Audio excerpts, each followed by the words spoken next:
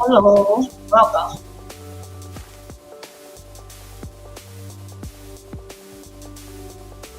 Oh, yeah, I got something on my back. Where's my other one? The little one, that small one. Where's the small one at?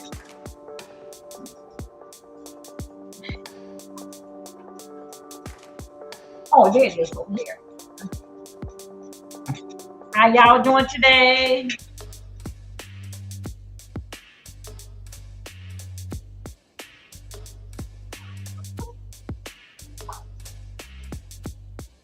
Welcome, welcome. Here we go. Getting started. Oh no, we got a few more minutes.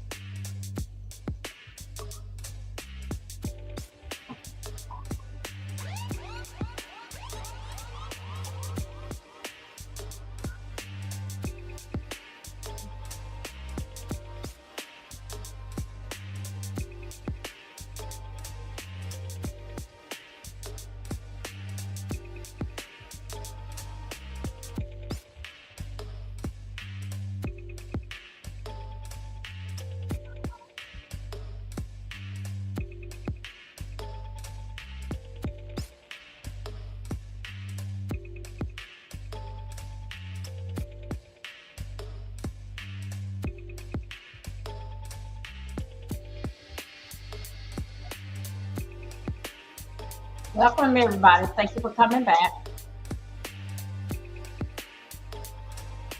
So, music. There you go. Welcome everybody. Thank you for coming back. If you have not been with me this morning, we did some oh God, I had put my glue on here, try for my eyebrows to stay intact. Because you guys, I'm gonna make this here a short one. Simply as the fact that we got a big day tomorrow, a Julio trial with the four guys that had something to do with what if five, the young lady went to court about 6 months ago. That was in October. But she is not off the hook because that they just changed up because that she didn't like the judge. So in this here Julio trial, these are some young gangster gang banger in Jacksonville. Jacksonville, if your kid is in a gang, when they leave, they're going to be in one. That's a Jacksonville motto up there. So anyway, I have some close friends that's in Jacksonville with their kids. Her nephew, he got into a gang, and I think so. I really don't know what had happened to him, but anyway, but he's no longer with us. Y'all, what finna go down? I've been covering it with Alicia Andrews when she went, and I'm hope to cover it with these guys here. But just letting you guys know, I'm supposed to be going out for an interview at 12:30. This may mess us up that we probably have to like get the trial at nighttime to know exactly what's going on. I may have to like do it at night. But anyway, what you're about to see on some hens, I'm going to be cutting in and out. I don't know what my moderators at. They probably somewhere out there in those streets, but they'll be coming in here in a little bit. I'm going to be in and out. A lot of this here happened over a 7-year-old boy. When this 7-year-old boy got killed, that's what sparked off. You killed one, now I'm going to kill 4. Okay.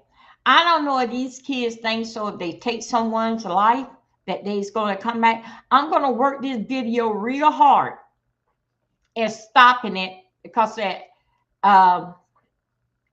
it's someone else's video, but they had to get it from somewhere.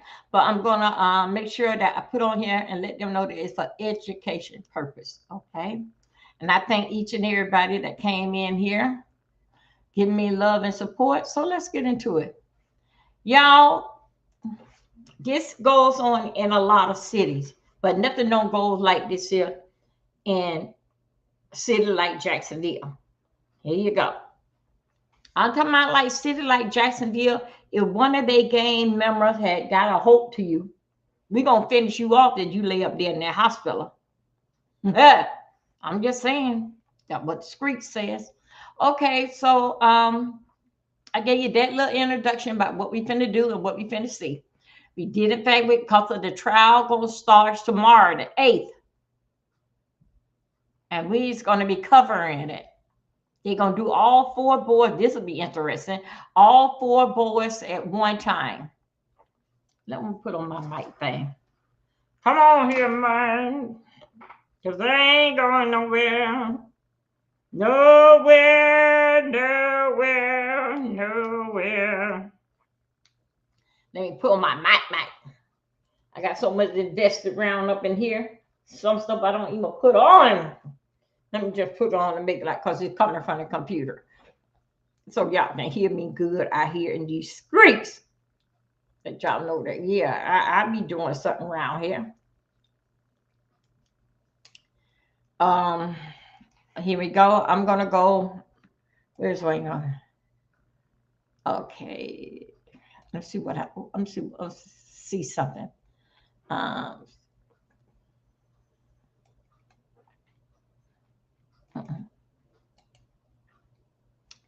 Okay.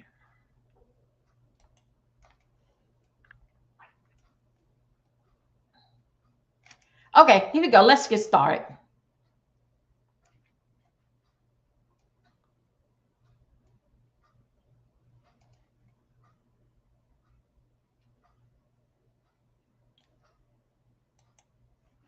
Okay.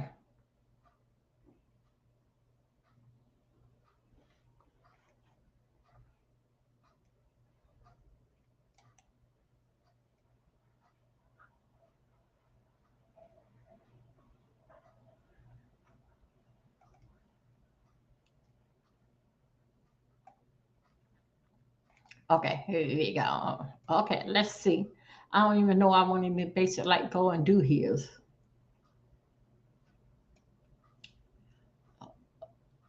Okay, here we go.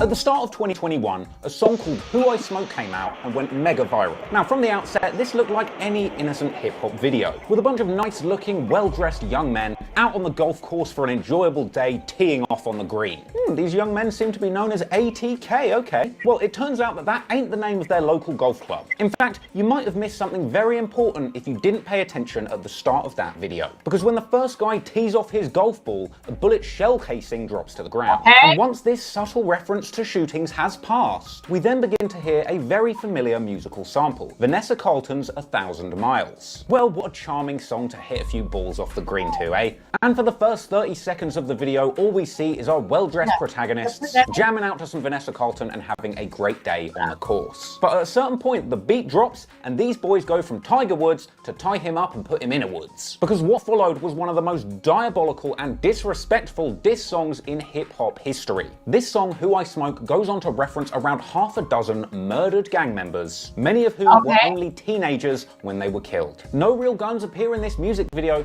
only hidden and coded references to violence, like the shell casing dropping to the ground at the start, or the toting of fake water pistols instead of real guns. So the charming settings of the visuals of this music, combined with the demonic gang shit that the rappers are actually speaking about, unsurprisingly made this piece of media go mega viral. And before you know it, it seemed like everybody on social media was singing Who I Smoke. However, very few people took a step back to understand exactly what or who these gang-affiliated golf course gophers were actually talking about. Okay, let's go right here. Let's go right here. Moderator, if I get a moderator in here, please. I need you to come and drop the unless I got to go and find it while I'm doing this live. You guys, this is education. I'm just doing commentary on it. Okay. And shout out to the young man that basically put his story together of how this will go. As you see down in this video, you're gonna see I'm gonna play around with a lot with it. Hey Wayne, could you go and give me that disclaimer for education purpose? Boo, thank you. And this is basic that this gentleman put in a lot of work. I follow him, dealing with his work, but I really don't don't want to get no problem with someone give me a copyright, but we're gonna have to see this here. I am basically what we're doing. We are getting prepared of exactly what happened. I think so y'all can hear me. Y'all can hear me. Can y'all hear me? Y'all can hear me? Yeah. For y'all to get a great idea like what actually happened. How did we get to Julio getting dead? And I think so Ace is still out there. Here we go. Let Junior talk a little bit more to it. Come on, Junior. Since then, countless of hilarious reaction videos have been made to Who I Smoke, along with a handful of breakdowns which try to get to the heart of exactly why these two groups in Jacksonville have been beefing for so many years. Now, I've spent the last few weeks taking a closer look at this story, and I would say that until now, nobody has truly captured the magnitude of the wild shit that has gone down between these two groups. And after everything I've learned, I'm honestly convinced that this right here is the bleakest, darkest, and most disrespectful feud in rap, hell, even gang history. Because in many ways, the Jacksonville hoods that the boys involved in this story come from are truly some of the most dangerous and deadly in the entire world. Seriously, some of what you're about to hear today is going to make Chirac look like Disneyland. So buckle up, pour a drink, roll a woods, and prepare yourself for one of the most... We are getting ready for the trial tomorrow. Julio, as you know, he died, about 2-3 years ago now, from his 5 cold conspiracy. They killed him. So they had the girl trial. She came out, did in fact with manslaughter. Her lawyer want her to walk out the door. Y'all, we talking about Jacksonville. And the 4 guys is going on trial starting tomorrow. Okay. And I'm going to be covering it all the way. I'm just giving y'all a warm up. What happened and how did they get here? We even got little babies that got shot at 7 years old. You take 1 and I'm going to take 4 of y'all. I'm just saying, I mean, so Wayne going to get me that. So all this is basic education purpose. I'm just doing my commentary based on this here, what is happening right here. When Wayne come back, he should have it. I don't know why I don't have it in the back. Hold on 1 second. I must break into these videos as he talk. Come on here. Come on, Junior. Most craziest and heartbreaking stories that hip hop has ever seen. But allow me to warn you people, this one is not for the faint of heart. All right now, come on here.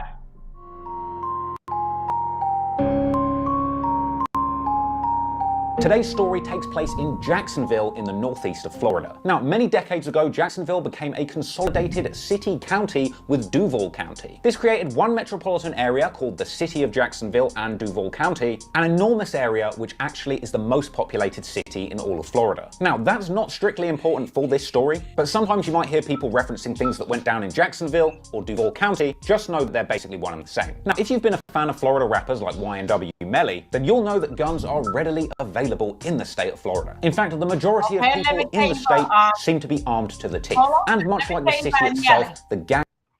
Nelly, oh God, the one that he was saying just a few minutes ago. Nelly went to school with my daughter. Hello, my queen diva. Nelly had went to school with my daughter in Port St. Lucie. Okay, and he'll go down to Port St. Lucie down to Pompano Beach, Florida. Come on, try to move that. Oh, yes, it is. It's a little chill outside. My goodness, mine. He just basically getting around, but he was skipping school. He was a mess in Port St. Lucie. Okay, so let's go ahead and see whatever. We thank you, Wayne. I wish that somehow enough I got to say that. Add to, no, I don't want to add to the block list. I know I don't want to add. I need that. So anyway, just letting you know, this is basically going on. We're gonna see why everybody's so mad over there. Okay, now let's go here. Move that thing. Move it. Okay. Thank you, Wayne. So I'm going to read this here. This is a disclaimer on the Section Act 107 under the section allowance is made for fair use for all purposes such as criticism, commenting. That's what I'm doing. Criticism and comment, news reporting, teaching, scholarship, and research. This channel is for mature audience only. Parental.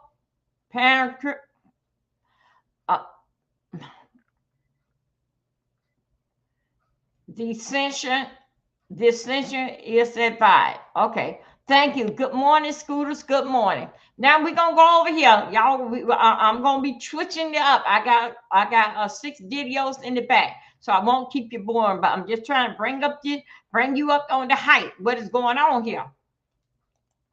Okay, here we go. Gangs that roam the streets of Jacksonville have a long history too. Over the past few decades, many gangs and gangsters have called Jacksonville, Florida their home. From Rolling 20s Bloods to Crips, GDs, and Hispanic gangs like MS-13 fleeing other states and setting up shop in Jacksonville. However, the gangsters that we're interested in for the sake of this story are those talented ones who rap. And when it comes to Jacksonville, one of the biggest names to ever come out of the city is of course Youngin Ace. Real name Kayanta Bullard, Ace was born in Chicago but moved to Florida as a child. He actually started rapping at the young age of 14, finding himself rolling with a crew of rapping G's called Youngin Gang, a crew apparently founded by Flip the Youngin and Trigger Romo. They were older than me, I was younger. Oh, okay. But their name was to spell it like Y-U-N-G. So Ace, along with his Youngin Gang boys, made songs like the early track Go to War, which came along with a music video where they were showing off some heavy artillery. Hell, at one point a dude even pulls out a World War I looking rifle with a goddamn bayonet at the end. Guess these guys are in the trenches for real, for real. Now that music video introduced us to a few other familiar faces that were around Ace in the early days of his career. That includes Ace's blood brother Quan or 2 Times, and his close homie 23 or RJ. Now this was Ace's first big breakout song, racking up a whopping 100k views in the first week, going on to rack up a Big Boy M. This was the song that made Ace a bona fide rapper. And okay, I want to tell you something. With this here song, these kids was raised with no father. And the songs that they are singing this song about their life. Lights wasn't on, no food in the house. They had to go and steal something to make for mama to cook. Now at the age of 14, they had to go ahead and make their way. Come on, somebody.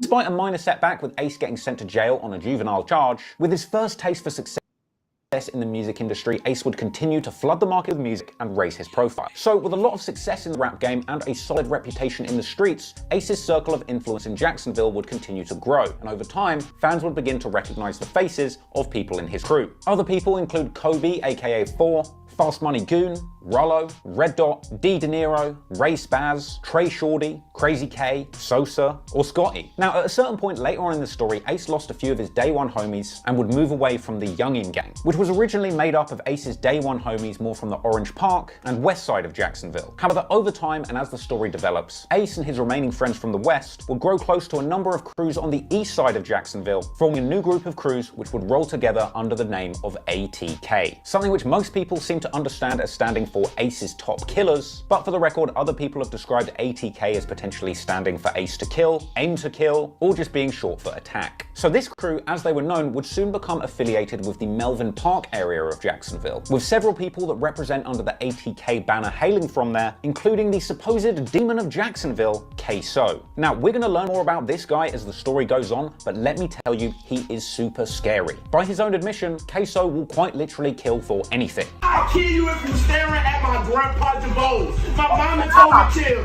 cause I be killing niggas. Man, for real, I be really killing niggas. I don't tell lies. All I do is stay facts. Kill any nigga. I do not care where he at. He ain't lying.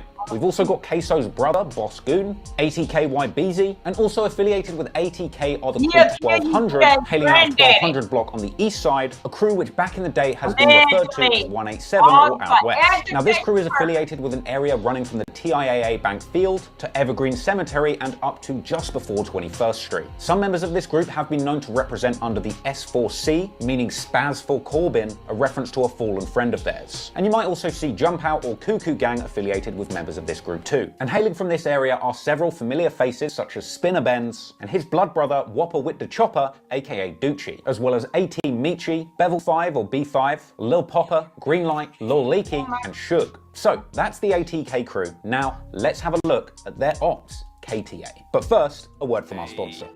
I'd like to thank the Dr. Phone Virtual Location Changer for iOS for sponsoring today's video. Listen, yo.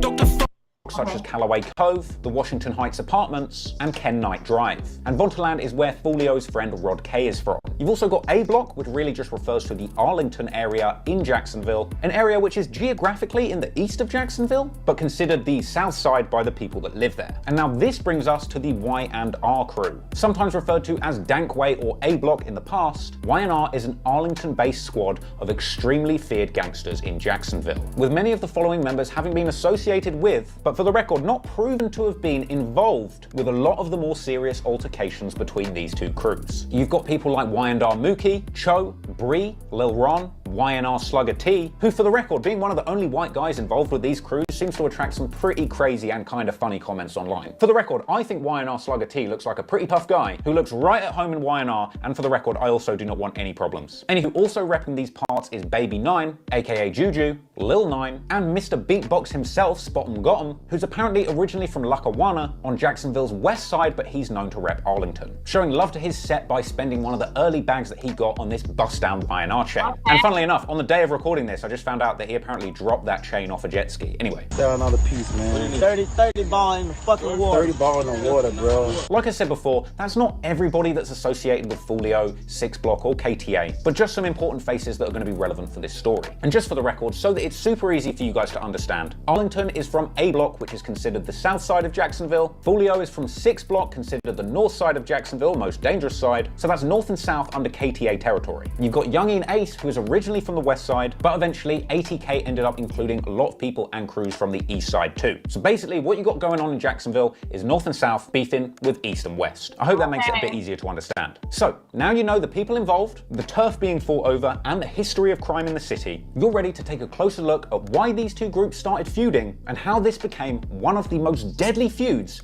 in rap history. When he was asked why rappers in Jacksonville beef, Folio said that there were 3 reasons. Respect niggas, it be a respect thing, then it be a nigga neighborhood where you from.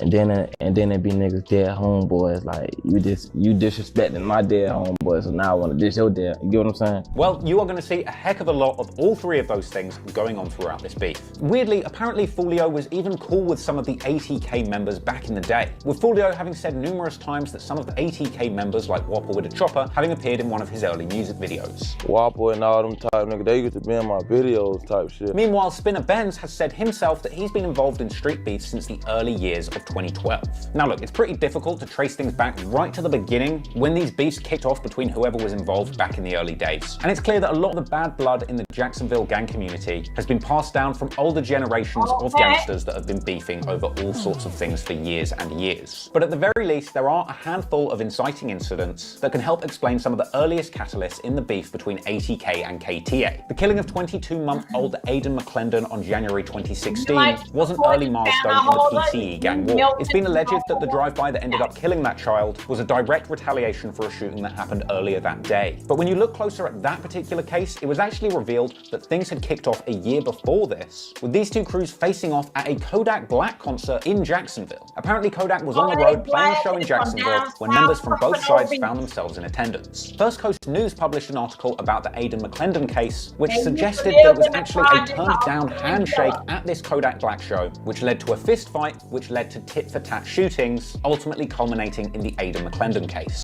This beef was apparently between members of PCE and 187 Out West, the crews that would later evolve into KTA and ATK respectively. So in November 2015, these two crews have a beef over a handshake at a Kodak Black concert. In December 2015, Suge, real name Avery McKnight, is killed in a drive-by that injured two others, including a 3-year-old child. In the last 90 minutes, we've learned 3 people were shot, and the search is on now for 2 suspects. JSO says they spoke to a witness who saw a black Toyota Camry speed off from this area. This is the area where the shooting happened. The man who died was actually shot right on the front porch of the 2-story house you see just down the street with the rusted roof. And for the record, it's been referenced in both songs and YouTube documentaries that somehow a bicycle was involved in the Suge killing. Now, as we get into 2016, this is a period where the beef between these two crews gets a little bit hazy. There's plenty of unsubstantiated rumors floating around the internet regarding robberies, fights, and shootings between these crews following the killing of Aiden McClendon. I'm sure there was plenty of bloodshed between these two groups in 2016, but the one thing we know for sure is that the most devastating escalation of this beef took place on May 27th, 2017. On this day, Foolio's blood cousin, 18-year-old Zion Brown, aka Tweaking Jit, was at home with his younger sisters aged 16 and 9. Allegedly, somebody from the ATK side of the beef smashed through a glass door on the house with a brick, entering Brown's home, firing multiple shots, killing Zion Brown, and hitting his 2 younger sisters. The teenager tells News4Jax that her family was woken up about 1:30 in the morning Saturday when a brick came crashing through a sliding glass door in the back of their house. 18-year-old Zion Brown was the only adult in the home, along with 2 teens, a 9-year-old and a 6-year-old boy. According to witnesses, Thomas broke out a sliding glass door, walked inside, and began shooting, hitting a 9-year-old and a teenager. They are recovering. 18-year-old Zion Brown died at the hospital. DeAndre Thomas, aka Trey Shorty, was identified as the shooter and ended up facing murder and double attempted murder charges. Police make an arrest in a shooting that killed an 18-year-old. Today, police said DeAndre Thomas was the shooter. They charged him with murder. Story goes, the wounded 16-year-old girl who survived the incident identified DeAndre as the shooter, apparently already knowing him as a mutual friend on Facebook. Now, here's where things get a bit crazy, because that shooter had previously been charged as an accomplice in a robbery case with youngin Ace as his co-defendant. Now, a lot of speculation has been thrown around since this incident as to whether Ace had any knowledge of the hit, or if he or somebody he knows was even an accomplice there that day. For the record, there is absolutely no public evidence Ace was. Those of you just come in, youngest Ace is the one that was at the golf course. Okay, the kid that had on the golf court, but now Julio Foolio. Let's go on. Let's do it. Come on. Involved in that hit. However, the news did say that they believe that Trey Shorty was not alone when he entered Zion Brown's home. Investigators believe Thomas was not alone when he shot Brown and 2 children. Regardless, Trey Shorty was later found guilty of the murder of Zion Brown and sentenced to life in prison, where he remains today, having lost all of his freedom as well as his hair. Now, Zion's sister even ended up dropping a tribute song for her fallen brother, and her involvement in this story is going to get crazy later on, so just remember her and what she had going on. But regardless, after what happened to Zion Brown, even with Trey Shorty in jail, the KTA side of the beef knew that somebody else was involved in this incident and they were looking for get back. In the months that followed, the ops were hungry for revenge on the ATK side of the beef. In a May 2018 interview with My Mixtapes, Youngin Ace said that during this period his house had been shot up with his own mother inside it. This used to be my room right here. Them boys shot my house up. I was right there on the bed, me and my little brother Quan. They shot my mama's house up. They shot this part right here. My mama was in the room, they shot that bitch up. My house always got shot up. They always spent on my shit.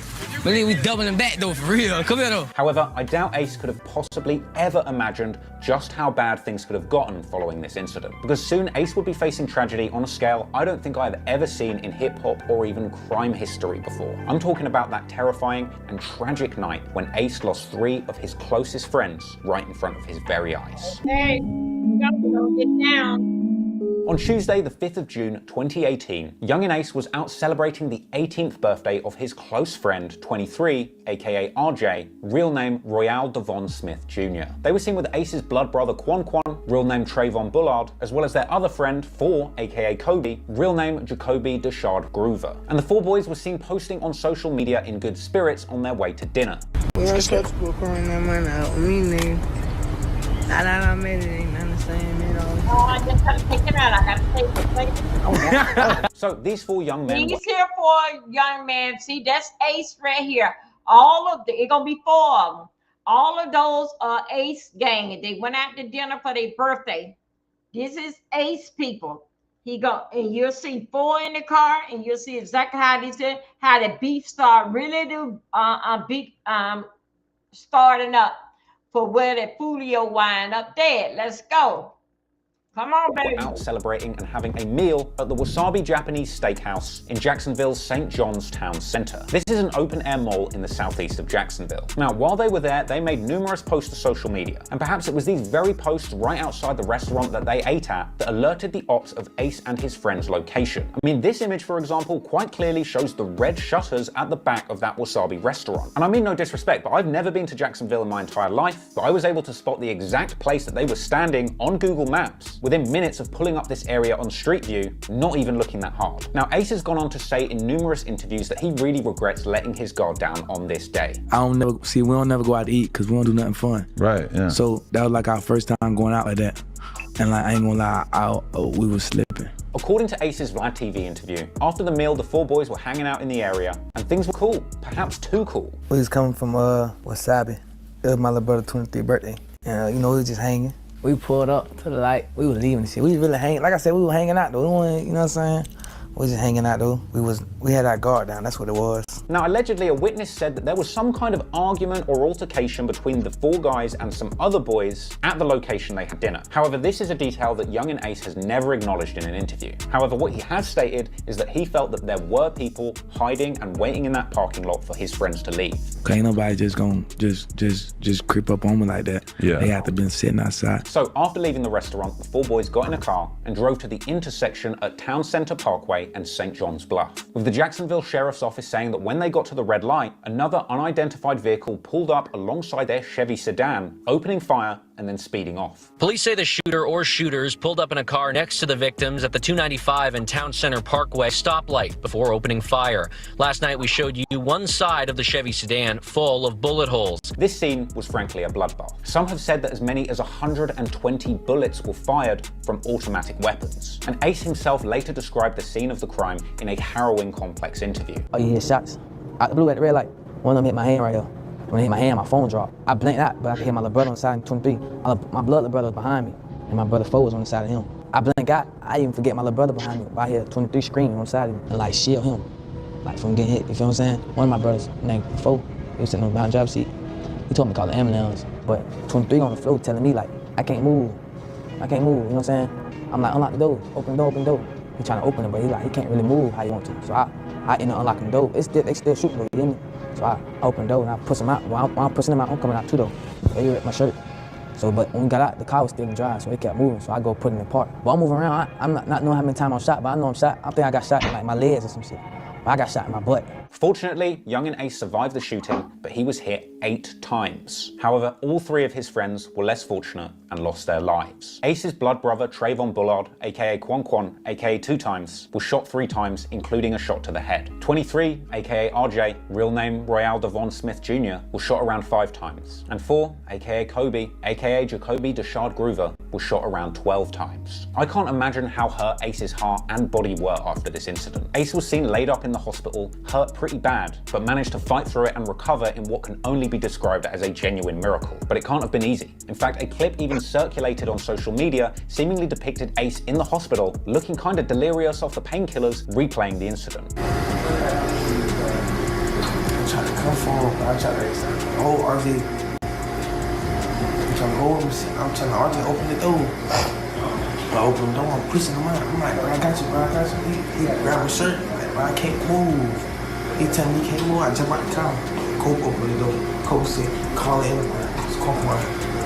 But to make things even worse, Ace ended up getting done pretty dirty by the authorities and the American health system. Because Ace apparently didn't have any medical insurance, and the sheriff's department that should have stepped in and made sure that he got the medical care that he needed didn't do that, with Ace basically not getting the medicine he needed and being thrown out of the hospital early, with numerous bullets still inside him. He'd been shot 8 times, and I believe at that point we had 3 or 4 or 8 bullets inside of him still, considering he really needed to go to a hospital. Because he didn't have insurance, the hospital wouldn't take the bullets out of him. So while he was in custody, it was really became that part, it was the responsibility of the sheriff's office to make sure he got the medical care he needed.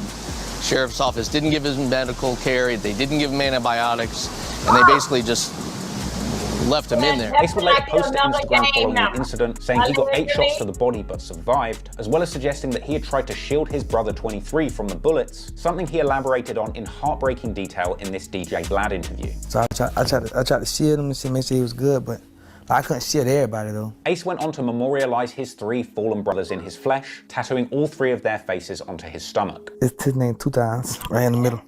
Okay. 23 on the side. That's 23 my best friend. Okay. Hey, I love you, but shit. Now, initially, cops put it out there publicly that this was gang-related. Right now, JSO is searching for whoever fired the shots that killed 3 teenagers and sent a 4th to the hospital. JSO says the shooting was not a random act and that one of the victims and the survivor are gang members. Keontae Bullard, known as Young Ace, is the sole survivor of a quadruple shooting not far from the St. John's Town Center. His 3 teenage friends, Trayvon Bullard, Royale Devon Smith Jr., and Jacoby Deshard Grover, were killed. Ace's friend spoke with Action News Jax anonymously. Yeah, they killed 3 people, but one of them still alive, so whoever they come back for. However, despite Jacksonville's amazing detectives working out that this was gang-related, there was 0 arrests made in the case. Another detail Ace recounted with... Okay, I'm going to tell you something. I'm going to talk to you about this here. All this here happening, you will see later on in this video, and I'm going to bring up some other video to let you guys know what type of trial we dealing with tomorrow with the 4 guys up there. You're going to see is a man, one of the kids' father, is going to turn state on his son for the father to walk. His father gave him his first pow. Wayne, if you're around, please drop that in, but this is for education purpose, okay? So just letting you know, here we go. So much that I want to get into you guys. Let's go. Where we at? Come on, Junior. Come on now. Bring it on. Go ahead. Great discomfort in his Vlad interview. Were there any arrests made in this whole situation? Oh, no. No. Oh wait, no, scratch that. The cops actually did make one arrest after this incident, Ace himself, who ended up in jail, still injured, for violating his probation because he had been seen at a gun store earlier that day holding an unloaded firearm in a gun store, which apparently he wasn't allowed to do. Police say Kenyatta Bullard, who is also known by his rapper name Young and Ace, is charged with violation of probation. Last October, Bullard was sentenced to 31 months probation after appearing before a Clay County judge and pleading no contest to accessory after the fact. Well, police say he had a firearm on him, which is against his probation, of course. So this morning he is in jail, set to make his first appearance in less than an hour from now. It appears some people, though, are a bit upset and angry about Bullard's arrest. JSO says its communications center received nearly 700 calls in about an hour and a half's time because of a social media post related to the arrest. They say the post advises he is supposed to be in the hospital right now, but is in jail instead. Kent, when we put Kenyatta Bullard's image on the news that night, someone who had been at Shooters here on University Boulevard recognized him from just hours earlier. Hours before the shooting, he was shopping at Shooters on University Boulevard. So they had Ace all up in court, denying him bail, while he was still suffering from his injuries, with 6 bullets still in his body and Ace struggling to even stand. And after getting to jail, things didn't get better for Ace, because they made him shave off his trademark hair and refused to let him go to his brother's funerals. And hell, apparently at one point they even tried to give Ace the YNW Melly treatment, attempting to pin the blame for the triple shooting on Ace himself. They were like I said, a lot of people, they were blaming me for it. Like, even the police would tell my mama that, oh, I did it. Later that month, thankfully, Ace's lawyer was able to get him out of jail, but not scot-free. He was placed on house arrest and had his probation reinstated. But at least he was free and able to get back to what really matters. No, not sweet vengeance, music. Laying in the hospital bed, they shots to my body, no my mind, my brothers. They say, them 3 didn't make it. Tears full of pain, no other way I can take it. Heartbroken, body filled with wounds, the jail ain't giving my medication. Stuck in confinement, wondering where the hell is my destination. Seeing my mama cry, my motivation. I know I'm blessed, God here to save me. Some say, I'm a walking miracle. So Ace got out of jail and channeled his emotion and his pain, quite literally, into his music. With a headline track titled Pain, with his song Pain reflecting on the incident and his feelings about it becoming his biggest song at the time. The song Pain was from his Life I'm Living mixtape, which for the record also had the NBA YoungBoy assisted banger Gifted, which makes sense to me because from having listened to quite a lot of Young and Ace, I feel like my best description of him is like a Floridian NBA YoungBoy who's actually a bit easier to understand. Anywho, thankfully, Young and Ace was able to survive this tragic incident, still breathing and still recording. However, there was one person not quite as happy as me to see Ace survive, and that was Foolio. Because if you think disrespecting the dead is somehow something new that was invented by these guys recently, you are mistaken. Because not long after the shooting happened, Foolio took to social media, not only giving the impression that he knew something about the shooting, but also suggesting that he initially thought Ace had passed away too. Them boy lost the Fortnite match. Took on up cold summer alert, man. 2-3 pack, man. Ace pack, bitch. I don't know what happened to the nigga Ace and his brother and shit. Yeah, well, Ace, you know, condolences to your family. Fuck them other niggas, I don't give a fuck. Fuck, nigga, no, I don't even really fuck with Ace like that. And I don't really too much give a fuck about none of the situation.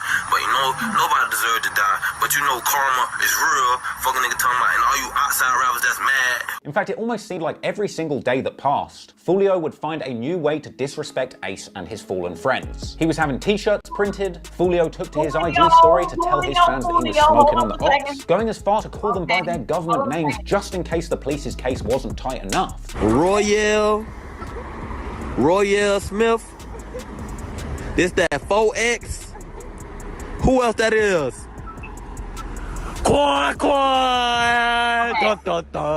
Around a month after the shooting, Foolio dropped the song Fuck That, which had disses aimed towards Young and Ace. Okay. Foolio, the one that we are. I hope you get.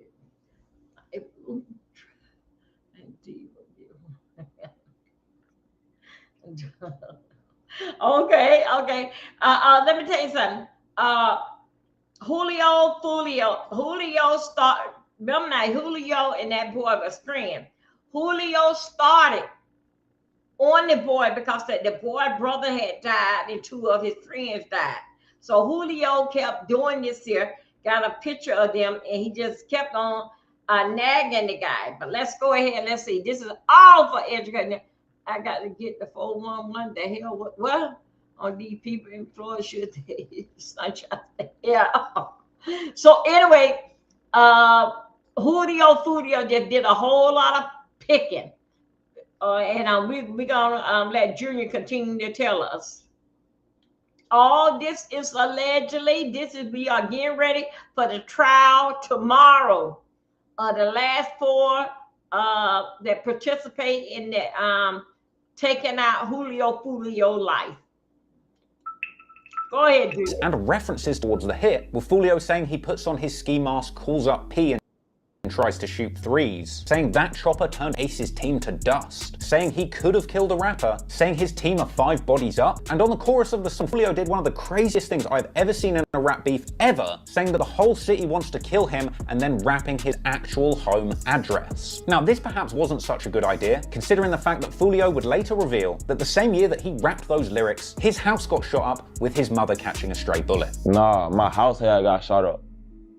The nigga had spent on my house and shit like that, and my mama got hit one time. Considering how grisly the hit on Ace and his brothers were, it's no surprise that deadly retaliation was only around the corner. On July 23rd, 2018, a reunion was taking place on Jacksonville's east side at Philip Randolph Park, with around 1,000 people in the area. The following Facebook video captured the moment that gunshots were fired in the crowd, causing a panic in the park. It appears to show a woman running from gunfire at a block party in Jacksonville. Action News Jax first broke this story last night. Police say a man was killed when dozens of rounds were fired on A. Philip Randolph Boulevard.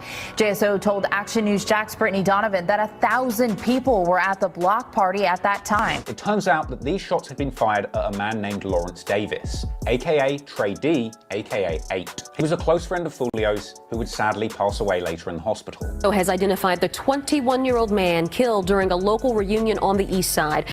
Investigators said that Lawrence David was shot to death Saturday. A few weeks after this, 6 Block tried to retaliate for Trey D's killing, an incident where 3 people were shot. Okay, this is kind of funny. So Lil Popper actually copyright claimed this video before I took it live because he'd used the audio from this news report in a song and put it on Spotify without permission. So I can't show you the news report. And funnily enough, this claim obviously led me to discover that it was actually him that got shot in this incident, Lil Popper. He actually talks about it in the song Purple Heart, which I can't show you any of because he's copyrighted it, but there you go, fun fact. It was also this month in July 2018 that a young man named Corbin would go missing, and he wouldn't be heard from again for an entire year. Where is Corbin Johnson? The 18-year-old's parents say they dropped him off last week at a job interview and they never saw him again. Now, if you're thinking maybe the teenager just ran away, Jacksonville police say they don't think so. Corbin's parents say they have no idea where their son is after his friends called looking for him too. His parents say their son often hung out with friends on the city's east side of town. Now, unfortunately, also as we get towards the end of 2018, young and Ace would unfortunately find himself back in jail again for violating his probation. But what did he do to violate it? He went to the mall without permission. Ace turned himself in, posting a social media clip telling his fans that by the time you see this, I'll already be in jail. I'm out this bitch now. I ain't gonna lie. Shit, I post this video, I'd be in jail right now. I already knew this shit would come here. They don't wanna never see a nigga win, they wanna see a nigga. You know what I'm saying? But I knew this was coming. But yeah, they done took me to jail. If you see the video, I'm already in jail. Shit.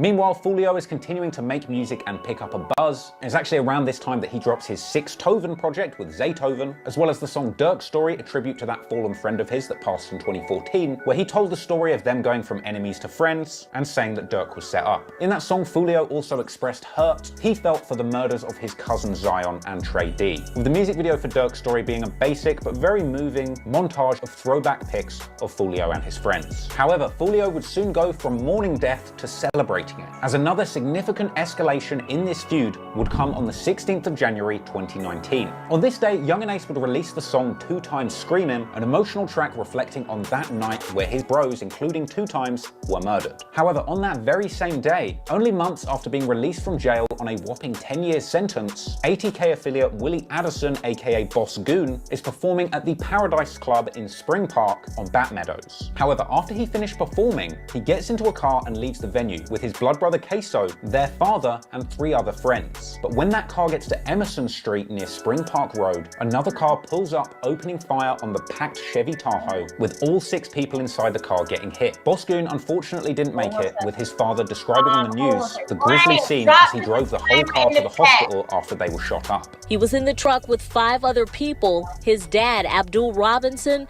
was driving. I guess 2 or 3 cars pulled up on the side of us, shot inside our car over 100 times, killed my son in the front seat, shot my son in the back, in the head 3 times, shot my nephew several times, a couple more passengers in there were shot several times, numerous of times, and I drove all the way from there to Memorial Hospital, shot in the back myself twice. The murder of Boss Goon was nearly worse than the ace hit. With 6 people in that car all being hit, it's actually a miracle that 5 of them even survived. Which is why it's doubly disrespectful that immediately after this incident, Fulio was mocking the recently deceased Boss Goon on social media heavily, saying horrible things like he deserved it. Family and friends tell me he did not deserve. That fuck nigga deserved to die. Bitch ass. As well as showing off a pack saying that he is smoking on Willie. The American pie, that's what we gonna call him, the American pie Willie. He ain't make it, Willie Rollo, he ain't make it. Ironically, Willie's father told the news following his son's murder that he wouldn't be seeking revenge. He wants people to know he's not retaliating for the murder of his son. I want justice for my son. I'm not sending nobody out there. They got quote unquote, I'm supposed to have hits. Well, maybe he's not going for revenge, but the same couldn't be said for his other son, Queso. In the weeks that followed the murder of Boss Goon, there were deadly shootouts between both of these crews. And 2 weeks after Boss Goon's assassination, 50-year-old Damon Rothermel was shot and killed while riding his bike on Emerson Street. An innocent bystander apparently hit by a stray bullet fired during a shootout between 2 cars involved in this beef.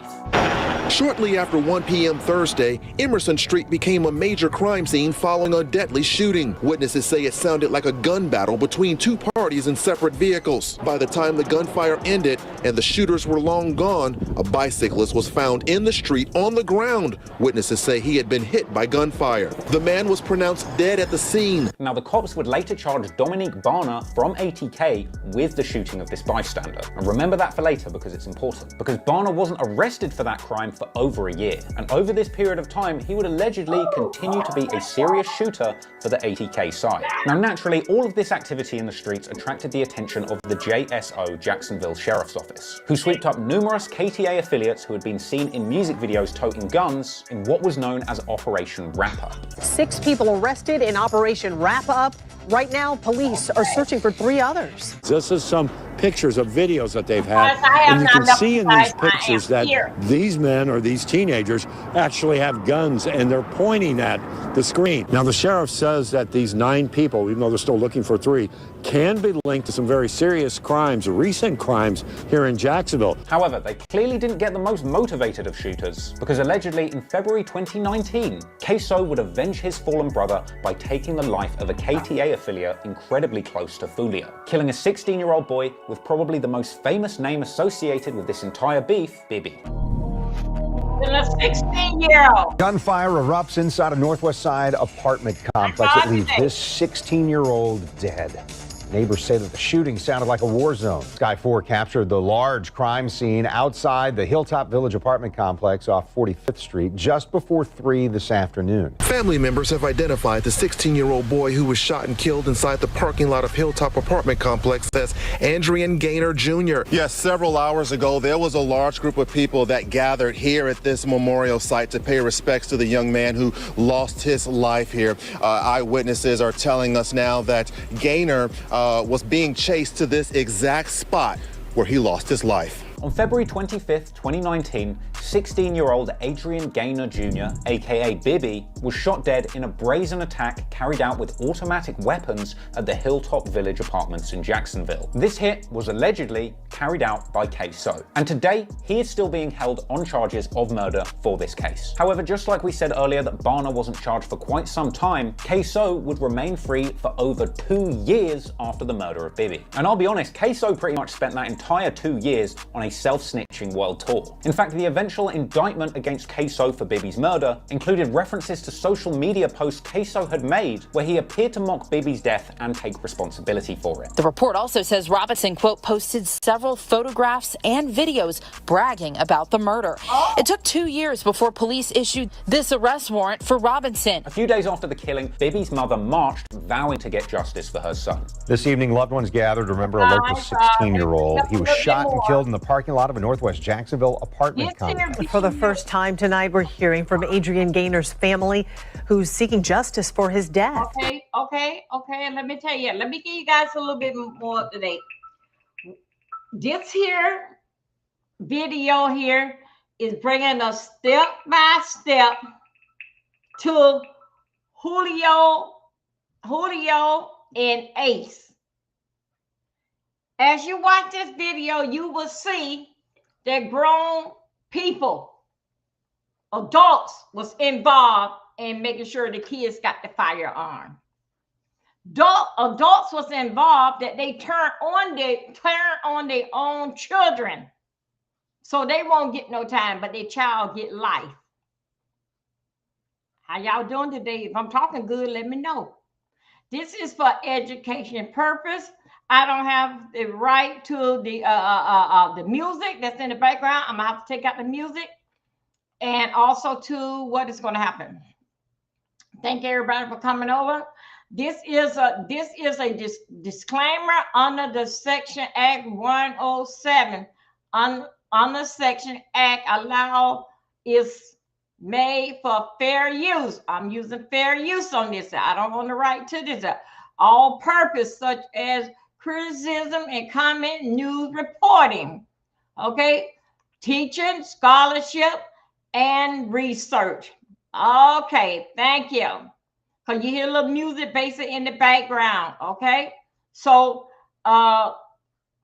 this is very, very dangerous. So tomorrow, when we start covering the Julio show, Julio, the judge said that it was jury will start be picking tomorrow. She said that with all 4 cold offenders that's there with the shooters, she said that the trial would go on till May 15th. Okay, here we go. We pray for the mother of God, Miss Elizabeth, oh Father Lord. God, as friends and relatives gathered under this gazebo to remember 16-year-old Adrian Gaynor, his mom and his grandmother begged for the violence on Jacksonville streets to stop. Y'all get together and y'all pray. And put it down. Please put it down. Gaynor's mother says she will not rest until the shooters are captured. I'm going to rock this city until they get justice for my baby. Until everybody involved are arrested, I am going to shake Duval County. A while after this, K-So ended up responding on social media, dissing Bibby and mocking his mum for calling for a march over his death. That cremated man. Poor ass dead nigga. Hey, they got his mom walking around. March.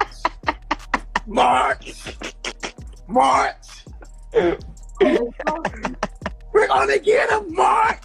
K-So also made numerous disrespectful posts about Bibby, including making like funny little animations that I would say are kind of early flashes of the kind of crazy disrespect that we would see later on in this beef when Who I Smoke dropped. In the air with Bibby, I'm flying with Bibby, I'm flying. But K-So wasn't the only one talking about the death of Bibby. In fact, the entire ATK side were taking disrespect to brave new levels. Whopper with the Chopper even went as far as to post a photograph of Bibby's dead body to his Instagram story along with the caption, spit on diss. A picture which is obviously too shocking to show you on YouTube, and I'm not actually sure if Queso posted this picture himself. I mean, hell, he might have even taken it, but it just goes to show you how far these guys will go. Now, Foolio was particularly close to Bibby. A year after Bibby's murder, he dropped the heartfelt tribute song Bibby Story, trying to give a more positive reflection on his fallen brother. The music video had tons of throwback footage of Bibby in it, but on the song, Foolio also reveals some dark details about his relationship with Bibby, saying at one point that Bibby had caught a body by the time he was 16, which is the age that he was killed, going on to suggest that Foolio was aware that the murder that Bibby had committed at this young age had been playing on his mind before he was killed. Foolio went on to say, "You was killing shit for me, that's why I want to kill myself," and going on to later rap, "You know I'm killing about your name because you killed for me. He say he smoking Bibby, now he resting in peace." From these lyrics, we can kind of see that Foolio blames himself for Bibby's killing, with it sounding like Bibby was specifically targeted due to his association with Foolio. Now, the song Bibby Story ended up doing numbers for Foolio, but that didn't stop Queso taking to social media singing along to the song to make fun of Bibby and Foolio. Why you had to leave? Why you ain't stay with me? With me? Why you had to leave? Bibby! She was 16 with a body on his belt. Got his ass body, those 16-year-old. Oh my God. Going on from this, we of course know that Bibby's name would end up being the first and most famous name that was disrespected in that song Who I Smoke. Thing is, Foolio wasn't lying when he said that there were people ready to kill over Bibby's name, because only a few weeks after the Bibby hit, another attempt is made on Young and Ace's life, once again with deadly consequences. Wait, hold on a second. Hold on. Let me 911. Yes, ma'am. There were, I don't know, 10 shots at least. Hi. I just heard a bunch of loud echoing pops. Sound a lot like gunshots. But it brought me out of a sound sleep. It was several rounds. Running through the halls, banging on everybody's door, running outside the building, around, banging on windows. They've come in the hotel, and I was looking out because I could hear them running. 5 of them ran past our door and they were screaming, we gotta go before the police get here. Yes, on the 10th of March 2019, while in Waycross, Georgia for a show, Ace and his crew are staying at the Hampton Inn Hotel. And whilst chilling outside by the pool, they are ambushed by a KTA hit squad, who let off shots in an attempt to take Ace's life, which unfortunately ends up killing Ace's close friend Rallo, real name Jeremy Alexander Brookins. The scene of Sunday's shooting, a group of men, including rapper Young and Ace, were near the pool when they were shot at, according to police. Okay, this is the scene outside our hotel in Waycross. One vehicle down here, the red car. You can see where the back glass has been shot out. The chief says the 2 victims were with Bullard. 30-year-old Jeremy Alexander Brookins died, and 29-year-old Dwayne Lamont Scott has injuries. Both are from Jacksonville. It appears so. They were all in the same general area as he was, and they all scattered when the bullets started flying. A group of men, including rapper Young and Ace, were near the pool when they were shot at, according to police. Jeremy Brookins killed. Waycross police arresting 3 Jacksonville men. Mark Isaac Jefferson, Leroy Gerard Whitaker, and Devontae DeMorris Starks. Now, this is a truly tragic story when you consider the fact that it hadn't even been an entire year since Ace lost those 3 friends in that first assassination attempt. In fact, Ace has rapped in songs where he talks about that first shooting that killed 3 of his friends, saying that he'd struggled to confront the mothers of his fallen brothers to explain their deaths. Now, I can't begin to imagine the pain and hurt that Ace must be feeling going through this situation, so I certainly don't blame him for struggling to confront the families of those close to him who have lost their lives. However, that didn't stop Rollo's devastated mother taking to the news to say that Ace and the ATK crew hadn't even sent condolences to her. Of all those boys that were there with my son when he was killed, not one of them has reached out to tell me how sorry they are. None of them has helped do anything, shown any remorse. Now she's demanding justice in the case of her son. Justice, she worries, won't be coming soon. Naturally, Foolio would later take to IG Live to say that he was smoking on Rollo. Rollo! Oh, you rolling out the 100, Laura? Hold up. I rolled out the Rollo, man. I got Rollo on this Nigga rolling out the Rollo. And of course, in reference to this incident, Foolio would later end his iconic diss song When I See You with the terrifying lyric, Rollo died with his heat, for speaking on Bibby. Okay, what we're doing is we're getting ready for the Foolio trial that's supposed to take place tomorrow. It was 5 people that was involved, but only 1 went to court, and they had to change the judge because she don't think so. She was treated fairly.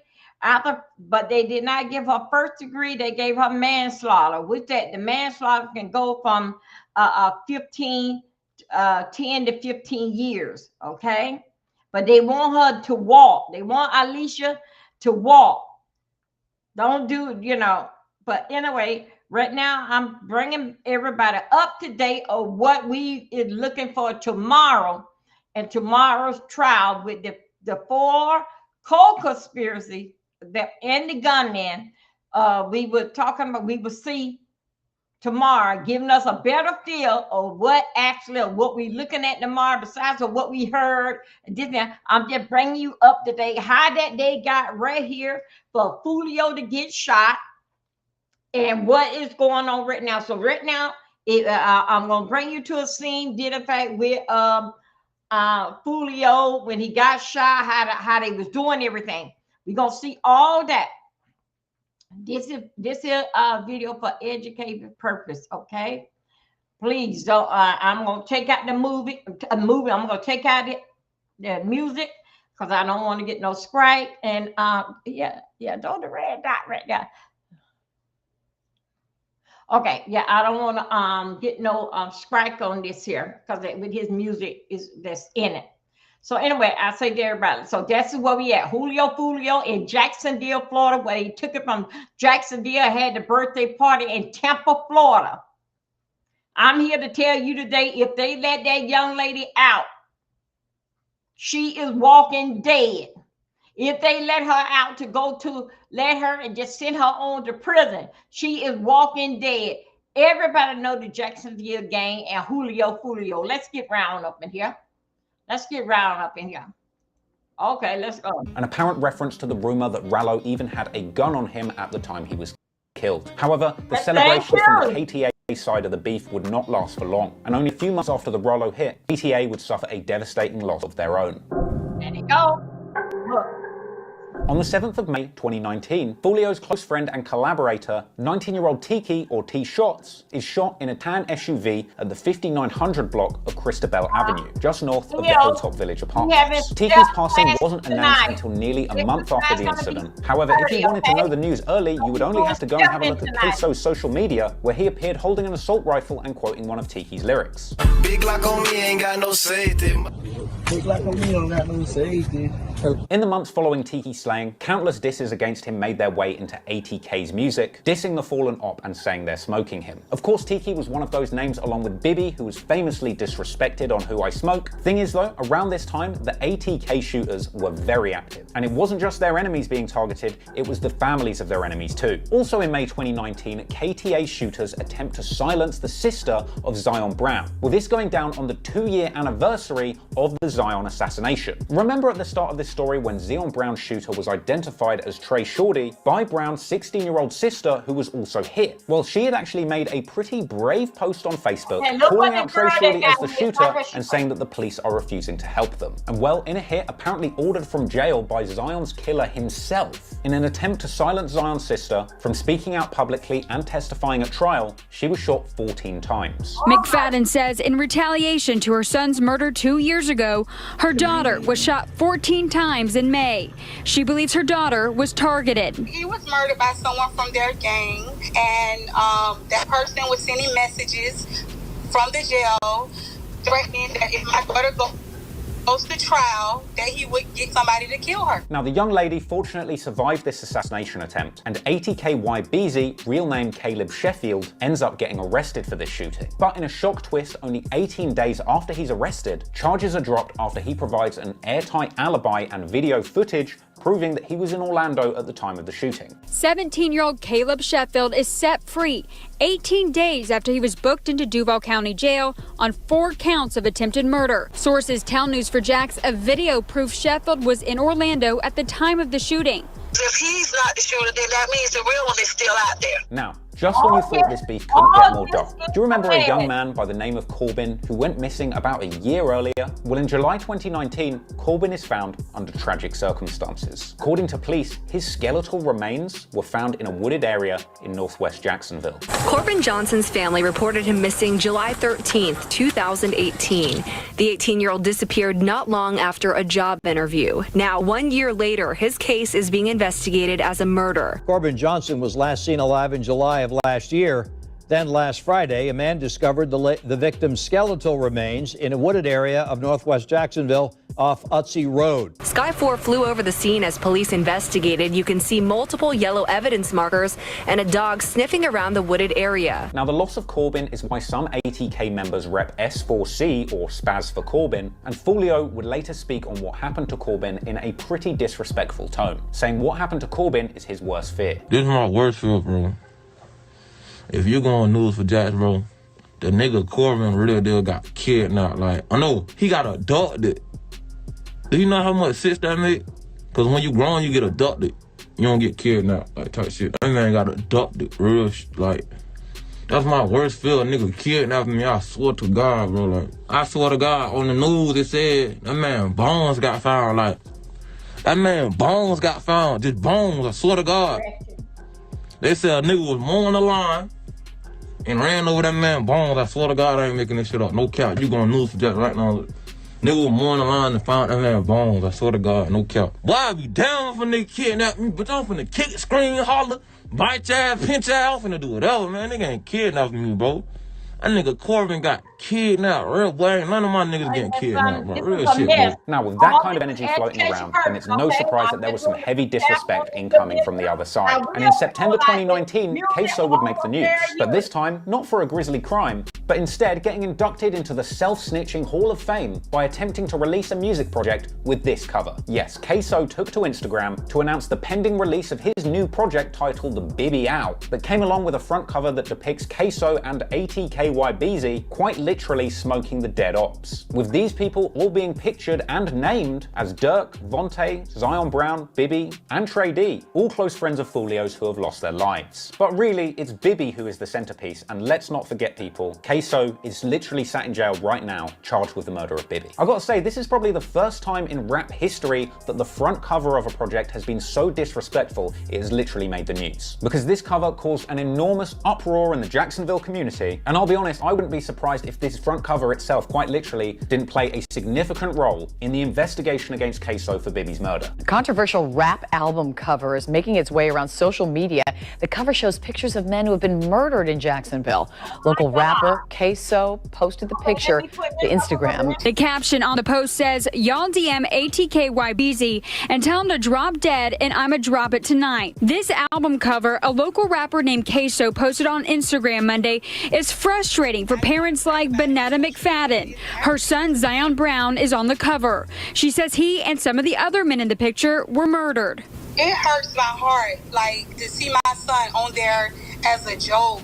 Brown's mother is outraged. She feels like the local rappers are glorifying these murders by putting the victims' faces on the album cover. It's unclear if the rappers are directly linked to these murders. Now, in response to the uproar in the community over this cover, the Jacksonville Sheriff's Office begun to look much harder at Queso and the people around him. And eventually this extra attention would lead to some arrests, but not for quite some time. And so the violence in the street would continue, as did the disrespect for the ops on social media. And even with all the added attention of the authorities and literally being on the news from this album cover, Queso didn't think for a second to switch up and act smarter. No, in October, Queso would use the news clip about his incredibly incriminating front cover as an intro for the music video of his new song, Queso Bitch. Yet another masterclass in self-snitching, Queso rapped countless times that he was smoking Dirk and Bibby, as well as saying Bibby had a closed casket, I'm not surprised, and suggesting that he had shot at Y&R Mookie with a Draco. Now, Y&R Mookie actually clapped back on the song Gangsta Talk, dropping the lyric, pulled up on him at the red light, went to ripping in this shit, a line which had a lot of people suggesting that maybe he had something to do with that shooting that left 3 of Ace's friends deceased. Anywho, meanwhile in November 2019, at least Young and Ace is staying focused on the music, releasing dope projects like Step Harder, leaving the street business to Queso. However, with all of that extra attention Queso was attracting in the streets with his criminal activities, or on the news with his disrespectful music, and well, it wouldn't take long for karma to catch up with him and his family, provoking a serious response. On December the 11th, 2019, the ops knock on Queso's door. And when his mother calls out, "Who is it?" from the upstairs window, whoever was knocking gets to popping, firing shots at the property, with this supposedly leaked police report suggesting that around 27 shots were fired at the property before the suspects fled in a stolen SUV. With Queso's mom apparently telling cops that she believed Fulio or his associates were involved, and the cops later arresting numerous people associated with 6 Block. Fulio reacted to the news later on in an IG Live, saying that Queso got humbled by his mother being shot at. His mama just got shot at and shit, so that's why he ain't been talking crazy no more. He ain't tell y'all about that. He ain't gonna post that. His mama just got shot at. So now your daddy got shot and your mom got shot at. And your brother died in front of him. Fuck him. And while clearly not one to allow any kind of disrespect on his name, within a month, Queso was back on the scene retaliating. Initially with music, releasing the track Bang It Out on January the 5th, 2020, where he dissed 5 or 6 dead ops, including Bibby showing the Vancouver Grizzlies Bibby jersey that seems to have become iconic in this beef, as well as dissing Fulio's other fallen friends Kendre and Dirk from that album cover, and dissing several other KTA affiliated rappers like Y&R Mookie, Slugger, and Cho, with Fulio clapping back and dissing Ace and Queso on his response song In the Air that dropped a few days later. On that, Fulio said that Queso's dad is a snitch. He drops lyrics that refer to shootings at intersections, and saying that he's smoking 2 of the 3 people that passed away in that car with Ace. And well, less than a week after that, it would appear that Queso and the ATK guys were getting busy, because on January the 15th, 2020, just 1 day shy of the year anniversary of the killing of Boss Goon, Queso's brother, it's alleged that KTA member and close friend of Fulio, Charles McCormick, aka Lil Buck, was tailed by Queso and other people, including Dominique Barner. Remember, this is the guy that allegedly shot an innocent bystander off a bicycle during that shootout between 2 cars. So these ATK hitters allegedly follow Lil Buck from his home to a shopping center on Merrill Road. And when Lil Buck came out of a store around 11 AM, it's alleged that Queso jumped out of the car and shot him dead using an assault rifle. However, in a shocking twist, this hit was witnessed directly by an off-duty police officer who jumped in a car and took chase following the culprit several blocks. And to make matters worse, the shooters, after fleeing authorities, escaped the scene but then crashed the getaway car. The 2 suspects were then caught on surveillance video jumping through people's yards, and at this point it's alleged that Queso and Barner broke into a woman's home, holding her hostage whilst they changed clothes and then made an escape, with this wild crime spree triggering a local manhunt. Right now at 10, the hunt is on for 2 men who shot and killed another man in Arlington before leading police on a chase and breaking into a woman's home, holding her hostage. At around 11 a.m. Wednesday, this shopping plaza off Merrill Road quickly became a major crime scene. I heard 6 gunshots. Those gunshots killed a man in his mid-20s who was standing outside the front door of this employment agency. Police say 2 men in a gray car pulled up and began shooting him. Some of the shots went through the window of the agency. A surveillance camera from another neighbor's house records the suspects running through backyards and hopping over a fence to avoid capture.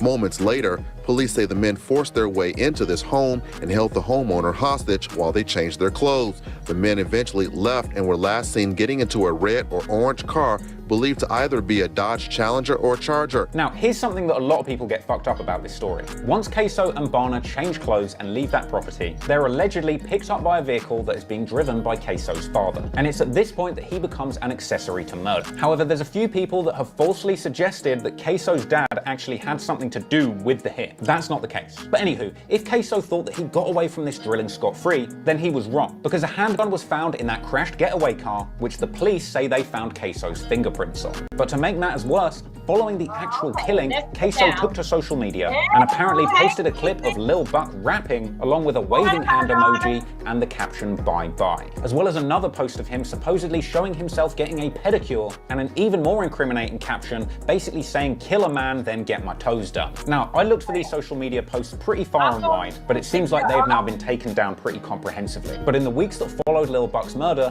there was a wave of shootings in Jacksonville. Let me go back right here. Let me try to get us going right here. Okay. Let me go back here a little bit. Okay, we got that little bit there. Hold up a second. Let me go right over here.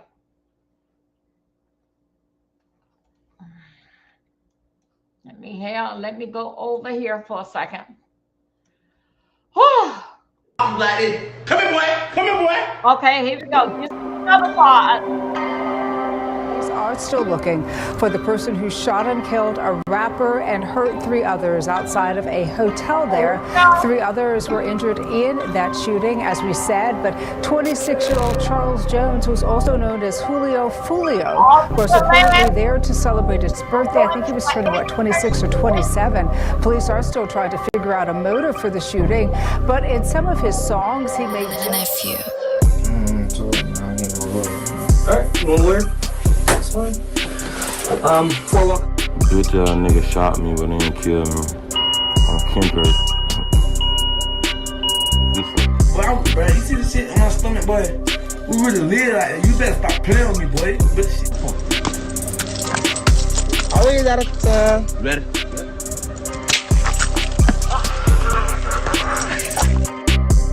In the early morning hours of June 23, 2024, the city of Tampa, Florida was rocked by a brutal homicide. One of America's largest new generation rap artists, Charles Jones II, aka Julio Fulio, had just been gunned down after turning 26. Fulio was a member of Jacksonville's underworld, a dark part of society that only bred bloodshed, loss, and tragedy year after year.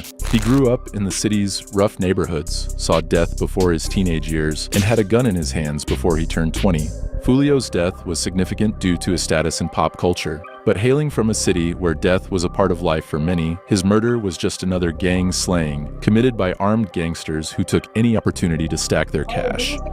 Nigga, I know niggas mad I ain't dead, ain't it? Niggas mad I ain't dead, okay? We can talk about bitch ass niggas, yeah. But go back 7 years and the entire picture unfolds.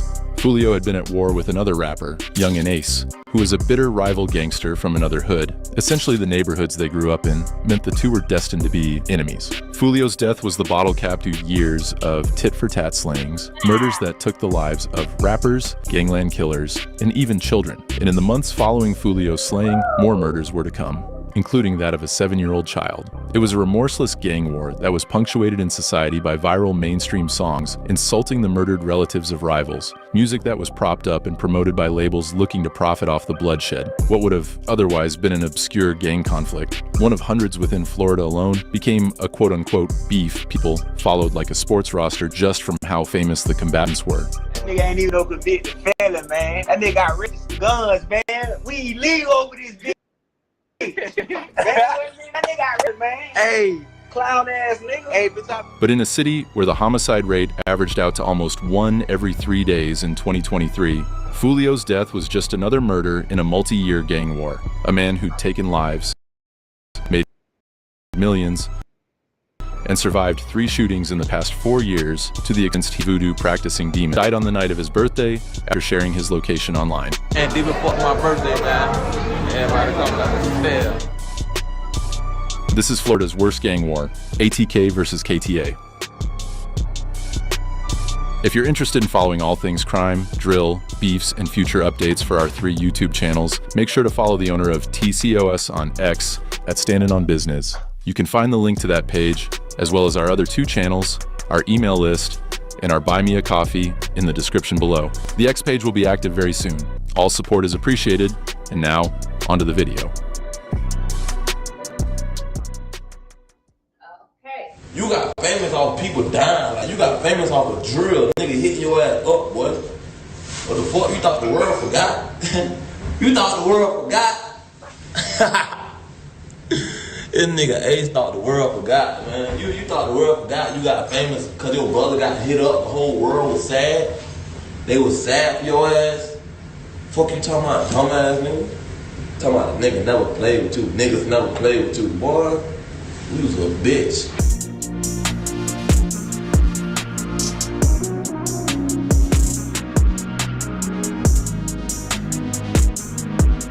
Charles Andrew Jones II was born on June 21, 1998 in Jacksonville, Florida. According to some accounts, he was born into the life.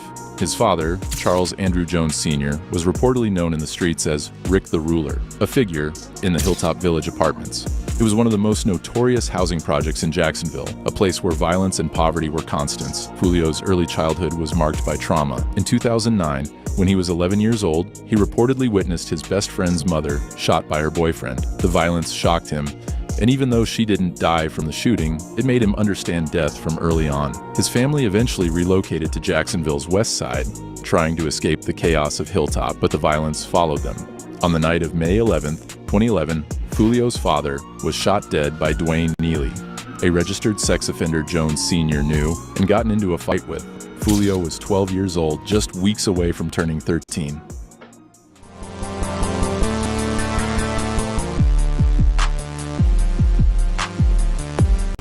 The loss of his father changed everything. Julio got into daily fights at school, started carrying a gun, and by age 13, had hopped off the porch almost fully. He grew up in the Moncrief neighborhood, specifically around 45th Street, an area that would become known as 6 Block. He joined a gang named Kill Them All, or KTA. Julio started rapping as a teenager, inspired by Jacksonville rapper Lil V, whose career had been cut short by a 10-year prison sentence.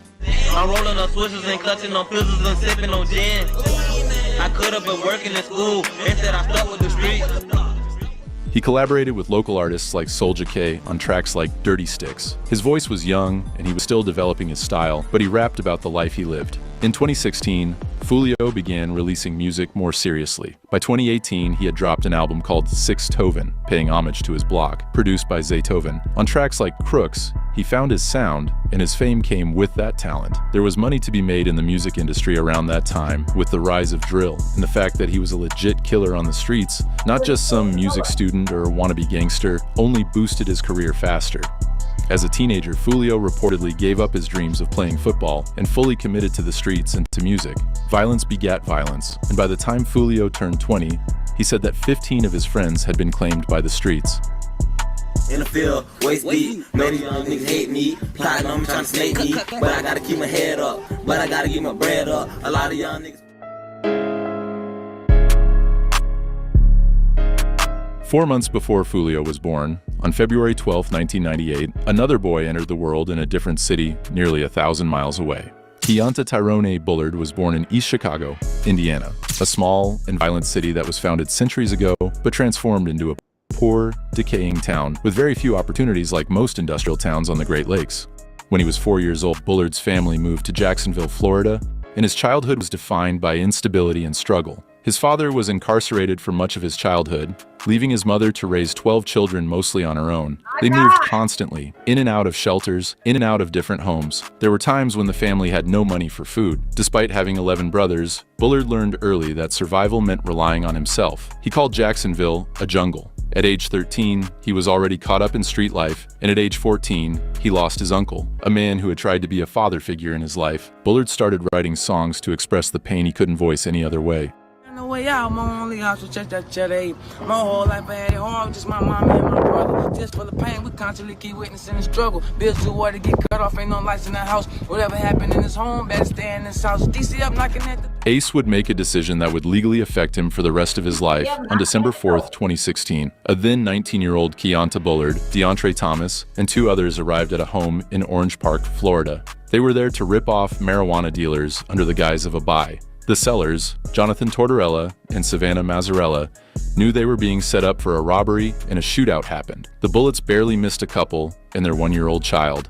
In October 2017, Bullard pleaded no contest to accessory after the fact. He was sentenced to 31 months of probation in Clay County. The conviction made Bullard a convicted felon at age 19, and he would be arrested more than once in the next few years for gun possession charges. When he was incarcerated in 2017 on an accessory charge and placed on probation, he wrote constantly. He later said that while in jail, he received no letters from his family, so he wrote songs instead. In 2017, he released Go to War under the name Young and Ace. The song went viral locally, racking up 800,000 views in less than a month. In a short period, Ace's life transformed. In March 2018, Ace dropped his first SoundCloud track, No Witness. Weeks later, he followed it with All In, which was featured on World Star Hip Hop's YouTube channel. In the meantime, Ace had been affiliated with a gang called ATK, which has been said stands for All the Killers, but most people know it as Ace's Top Killers. And like Julio, Ace wasn't just making music. He was living in the middle of a war he didn't fully understand yet, but went from a poor kid with a struggling family to a successful rapper and killer with record deals, and so he went all in.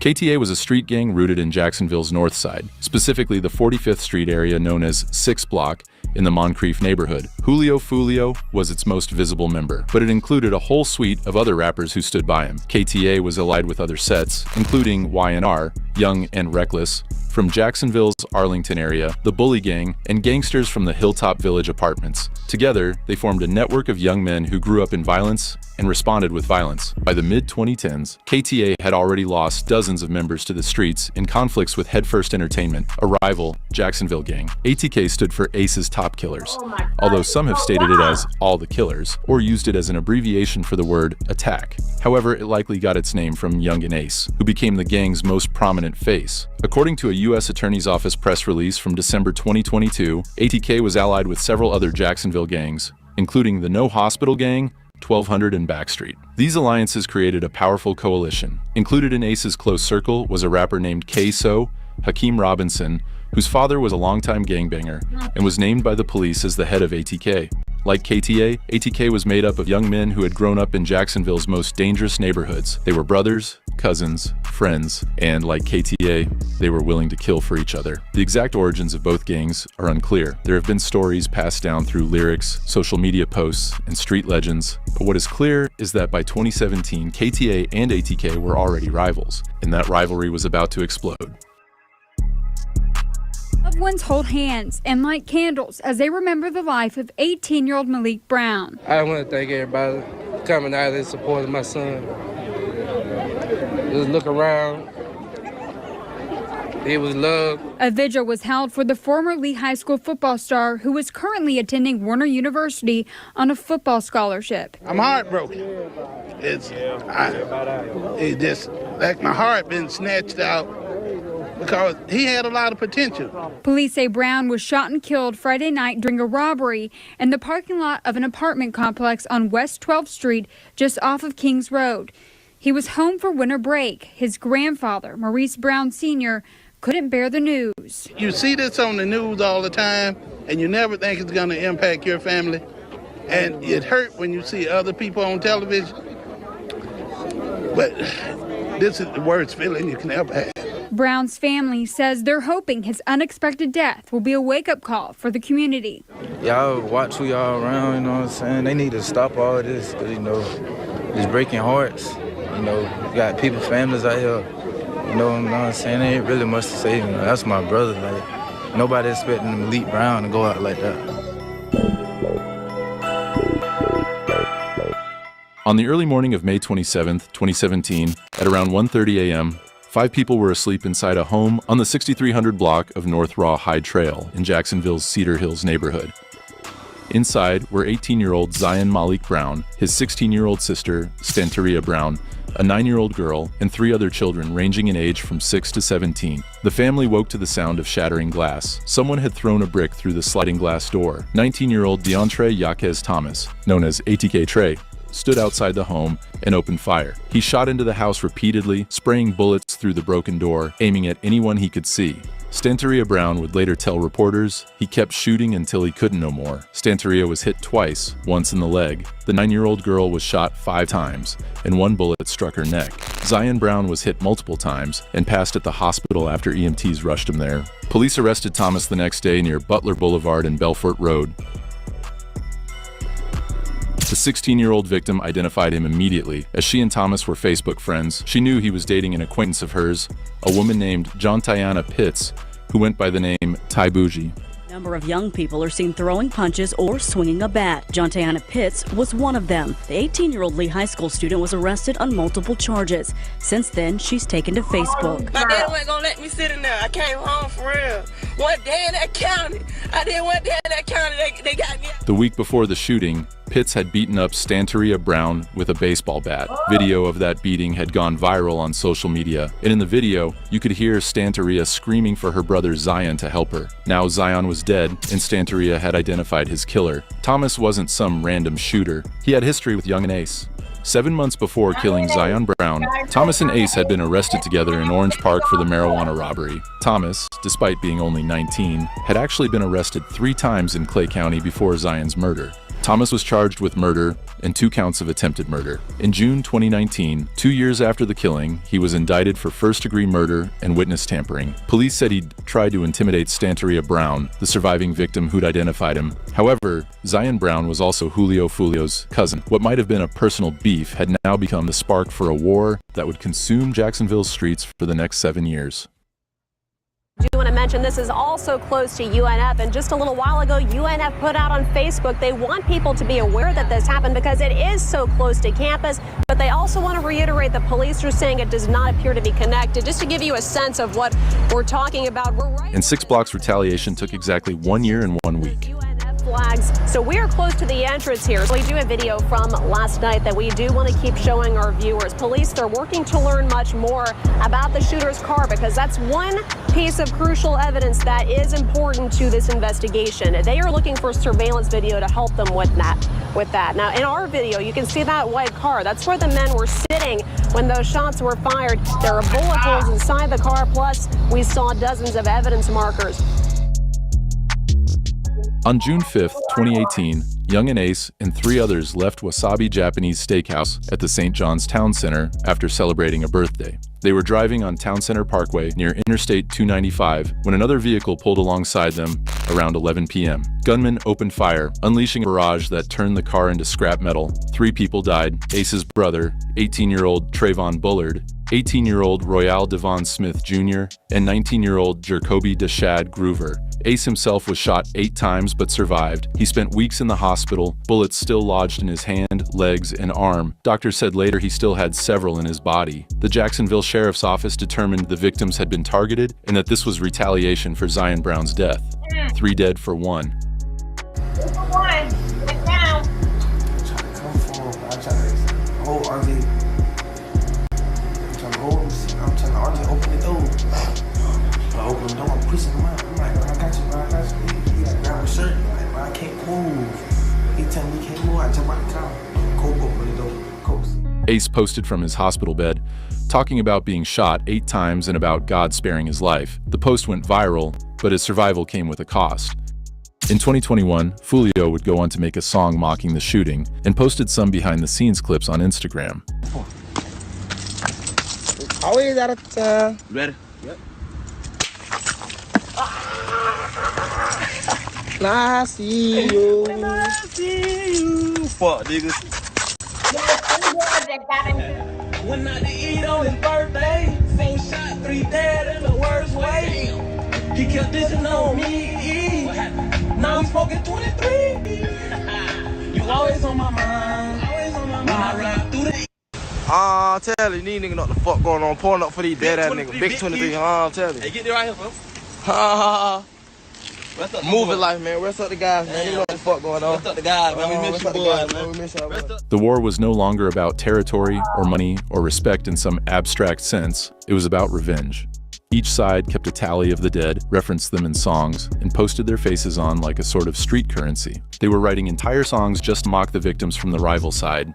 And it's not like flexing your victims is a new concept for the streets. The only difference is what once was done through tag banging and word of mouth was now being done on Instagram live shows for millions to watch.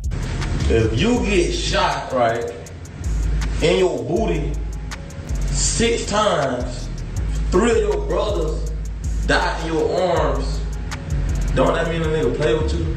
Jacksonville Sheriff TK Waters would later call this the defining characteristic of the gang war. It wasn't fought in private, it was broadcast, performed, and monetized. They wanted everyone to know what they'd done. Stupid ass nigga talking about, is I'm fighting, do I know how to fight? No, I don't know how to fight, nigga. You ain't gonna die.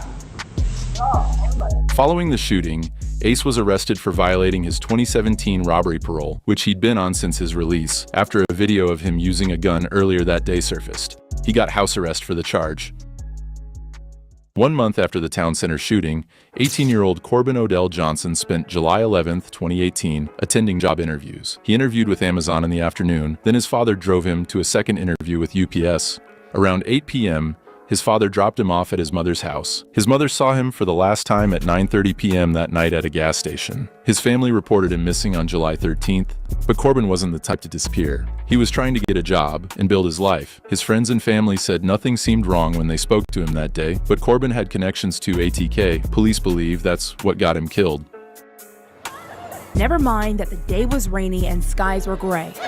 Dozens of people showed up to the Valero gas station on Harts Road holding papers, flyers of Corbin Johnson. Just want to get the word out. Get the word out because the 18-year-old has gone missing. This is not like him. This is Corbin's dad, Corey Mormon. He says all these people have gathered at this gas station because it was the last place his son was seen. Corbin left a house over here with his buddies off of Harts Road, came up into this store right here, and was last seen getting in and out of a black car. Like most young adults, Mormon says his son's mom has one rule when it comes to the cell phone. The only thing that she asks him to do is just contact and let me know that you're okay.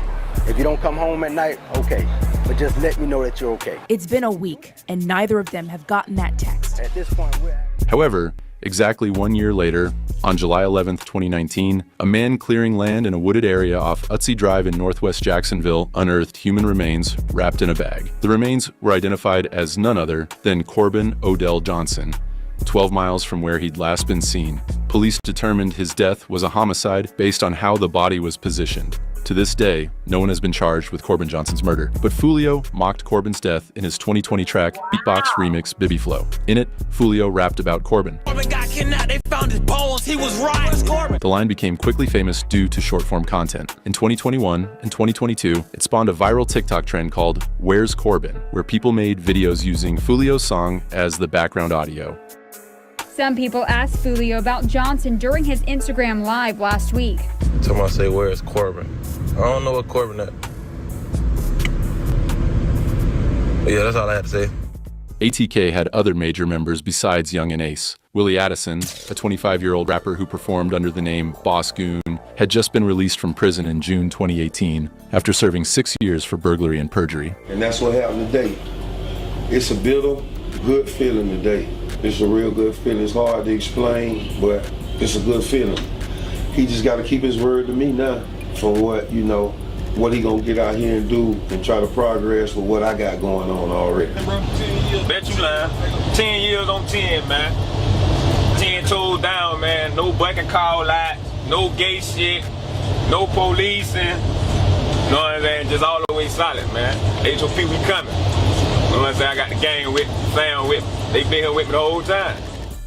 Addison was the stepbrother of Hakeem Robinson, a 21-year-old rapper who went by the name K-So. Both were part of ATK, while Addison's father, Abdul Robinson Sr., was considered the leader of the entire ATK organization, a drug trafficking operation that Jacksonville police would later link to over a dozen murders. On the night of January 15, 2019, Willie Addison performed at Paradise Gentlemen's Club on Bay Meadows Road. After the show, around 2 a.m. on the morning of January 16th, Addison left with his father, Abdul Robinson Sr., his brother, Abdul Robinson Jr., and 3 other family members, all packed into a Chevy Tahoe. They were driving on Emerson Street near Spring Park Road when another vehicle pulled alongside them and riddled the SUV with bullets. Willie Addison died from his wounds. Abdul Robinson Sr. was shot in the back, but survived. Police found a wild 68 shell casings at the scene. Bullets had hit the nearby houses as well, putting innocents in danger. To this day, no one has been charged with Willie Addison's murder. His family knew who did it, and likely so did the police, but the evidence just wasn't there. Either way, Willie Addison died. An ATK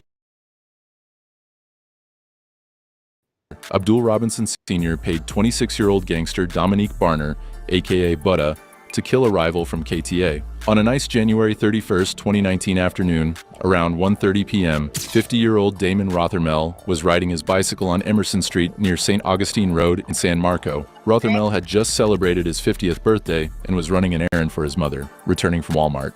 He was riding through a busy intersection when 2 cars began shooting at each other. Barner was in one of them, trying to kill the driver of the other one. A stray bullet then struck Rothermel, and he died at the scene. Rothermel wasn't involved in gangs. He didn't know about the war between the 2 groups. He was just riding his bike at the wrong place, at the wrong time.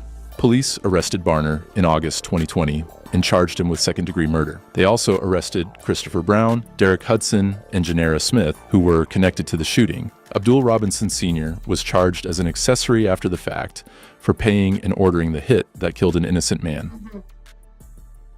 Less than 2 months after Willie Addison's death, KTA took the war out of state. Ware County 911. Yes, ma'am. There were, I don't know, 10 shots at least. Hi.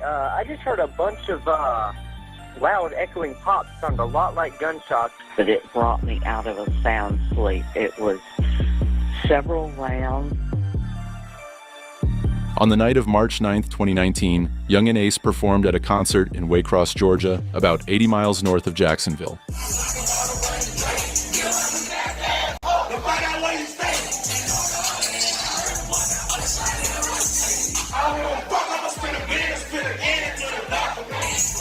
After the show, Ace and his entourage returned to the Hampton Inn at 1720 Brunswick Highway.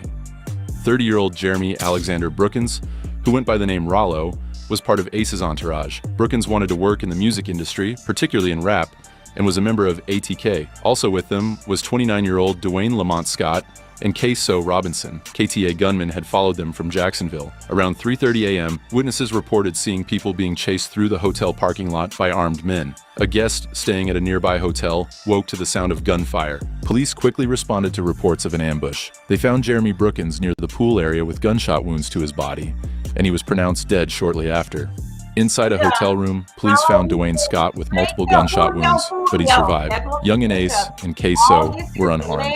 Ace's attorney, David Haas, told reporters that his clients were ambushed, chased through the parking lot by gunmen, who later turned out to be 3 Jacksonville men arrested at the scene, and as expected, members of KTA. Mark Isaac Jefferson, Leroy Gerard Whitaker, and Devontae DeMorris Starks, but none were charged with Brookins' murder, just speculated as being the gunman. The case remains unsolved to this day. This was the second time in 9 months that Young and Ace had survived an ambush. He'd been shot 8 times in June 2018, watched his brother and 2 friends die, and now, less than a year later, he'd watched another friend die in a parking lot 80 miles from home. Robinson decided to answer for his stepbrother's death on January 15, 2020, a revenge hit that would turn out to be the most fateful day of his career as a rapper and gangster. Y'all, this is all pertaining to what we're going to be seeing Julio Fulio trial as it starts tomorrow. Now, let me tell you something. Hey, Ronnie. Man, we got, just us. Ronnie, we're going to be doing, tonight, we're going to be stretching on like our exercise. And then we're going to go ahead and do some stops. I got some step dance that we can do. Okay.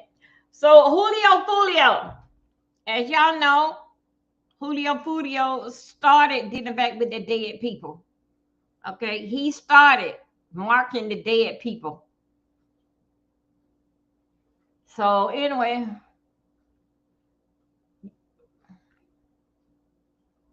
why are you talking with the video? Oh, I know, the video on pause now. No, the video is on pause now. So just letting you know that what we're gonna be doing now, and we moving up closer to getting y'all closer and closer to Julio Fulio. Cause that's trial start tomorrow. Okay, Ronnie. Everything that's on here is alleged. Okay. Thank you. Charles Javon McCormick Jr., 23 years old, was an aspiring rapper who went by the name Lil Buck. He wasn't a well-known rapper. His music hadn't been widely released, but McCormick was also a gangster in 6 Block. He had made one critical mistake, a diss track he'd recorded called Young Show Off that mocked the death of Willie Addison, K-So's stepbrother, who'd been killed exactly 1 year earlier. My boy say he got chain. I got Cuban links, you feel me? I got that tennis. Oh, you got the Cuban link? Yeah. Cuban link bracelet. I believe this your store, ain't it? This my fucking store, bro. It's my daddy's store, though. You feel me? I'm like, it's my store.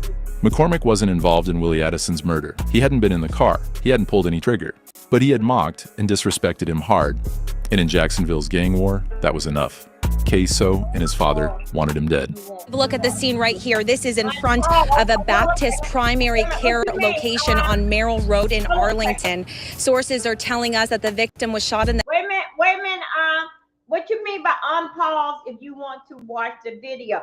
I'm doing it as a, I don't know how to do that. I'm doing that basically on the education purpose, getting ready for the trial tomorrow, bringing everybody up to date of what is supposed to be happening tomorrow and why they are there.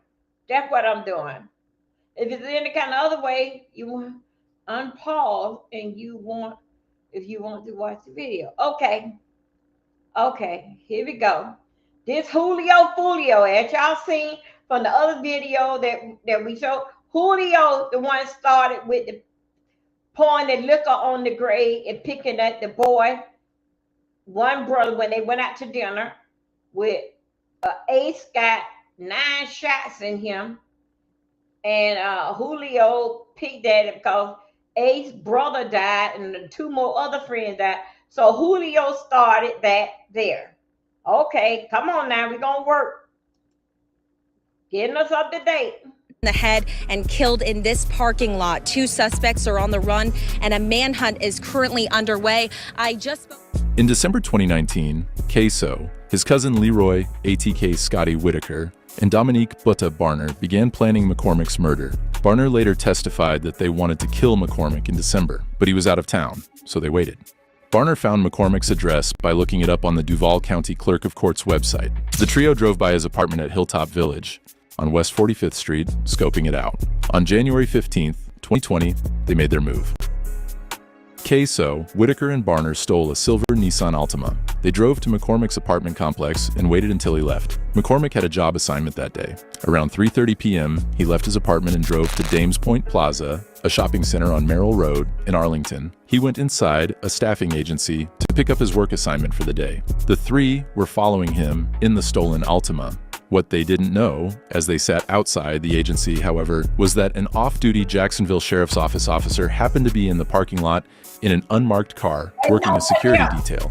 His dash cam was recording. At 3:45 p.m., McCormick walked out of the staffing agency. Queso jumped out of the Nissan Altima carrying an AR-style pistol. McCormick saw him and ran. Queso chased him across the parking lot in broad daylight, fired repeatedly, and murdered McCormick in broad view of the dash cam.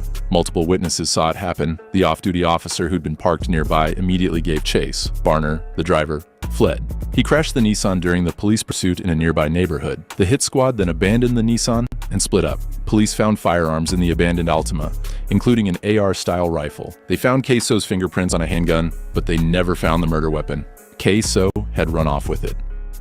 JSO says the suspect then drove off in a stolen gray vehicle, and that's when a police pursuit began. Less than 2 miles away on Townsend Boulevard, police say the suspects then dumped the car. Neighbors telling me just before noon they heard the car smashing into the sidewalk, running over a tree, saw 2 suspects getting out, one darting behind this house, another darting behind that one. What was going through your mind when you saw these 2 suspects get out of the car? So I saw the one running towards in my yard towards my fence, and I said, oh my gosh, I'm gonna go secure the glass door because a lot of times we leave it open. So I ran to the glass door, and in the process I saw him cross through my yard over another neighbor's fence and continuing to run. One neighbor watching it all unfold, others sharing this video with me, hoping the suspects will soon be caught. You can see them running and jumping over a fence near a playground. About 8 minutes after the crash, a woman in the neighborhood heard someone banging on her door. She opened it to Barner and Whitaker, who forced their way inside. Barner choked her, and the 2 held her hostage for over an hour, changing out of their bloody clothes and into clothing belonging to the woman's husband. Eventually, they fled in a red or orange Dodge vehicle. DNA analysis quickly linked both Barner and Whitaker to the home invasion. But they didn't know Queso was directly involved yet, but they would very soon. He would implicate himself soon afterwards. And I'm outside. Hey, I'm in North Carolina. Go. So what? Queso make your face go. Hey, that nigga say they outside. Eat that bit outside. Eat that bit one time. Huh? Do that one. Hours after the murder, Queso began posting to Instagram. The next day, he posted an Insta story. He was sitting in a nail salon getting a pedicure. The caption read, "Kill a nigga, then go get my toes done. Kill a nigga, then go get my toes done. Those are his words. I was laughing super hard and Darnell was dying. The name of the album is I Killed Darnell Simmons. It's a concept album. That's a picture of you. A picture of you. And behind you is Darnell Simmons' body. The arrogance was staggering, and it would be the exact fuel prosecutors would use later to charge him in not just McCormick's murder, but the murder of Fulio's younger brother, 16-year-old Adrian Dennard Gaynor Jr., a.k.a. Bibby. Gunfire erupts inside a Northwest Side apartment complex. It leaves this 16-year-old dead. Neighbors say that the shooting sounded like a war zone. 60 to 70 rounds had to be dropped in the course of maybe 15 seconds. Sky 4 captured the large crime scene outside the Hilltop Village apartment complex off 45th Street just before 3 this afternoon. For several hours, the backside of the apartment complex was taped off as investigators collected shell casings and other evidence. And while police have not released the victim's name, sources tell us it's Adrian Gaynor Jr. Tonight, News4 Jax reporter Eric Avanier was there earlier and has the latest.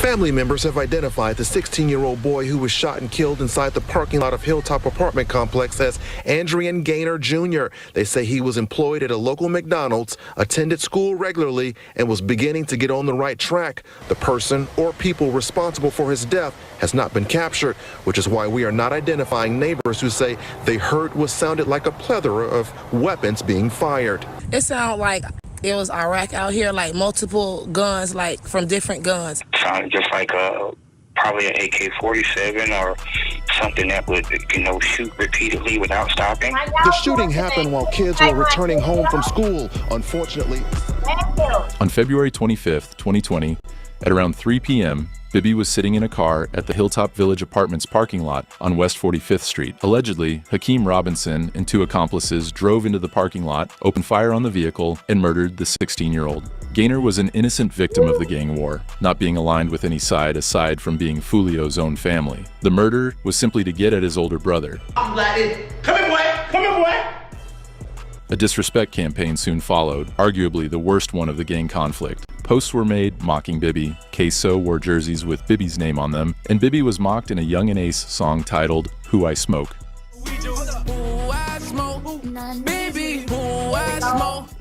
In the song, he's named among a list of other dead ops. Bibby's face was plastered. Okay, let me give y'all a rundown on this part here. If you're watching me with the first interview, when we started out, where that we seen Ace. Ace was at the golf court right there, and they was calling themselves shooting golf. But when they were shooting golf, they had bullets that they would like how they put the things in the ground.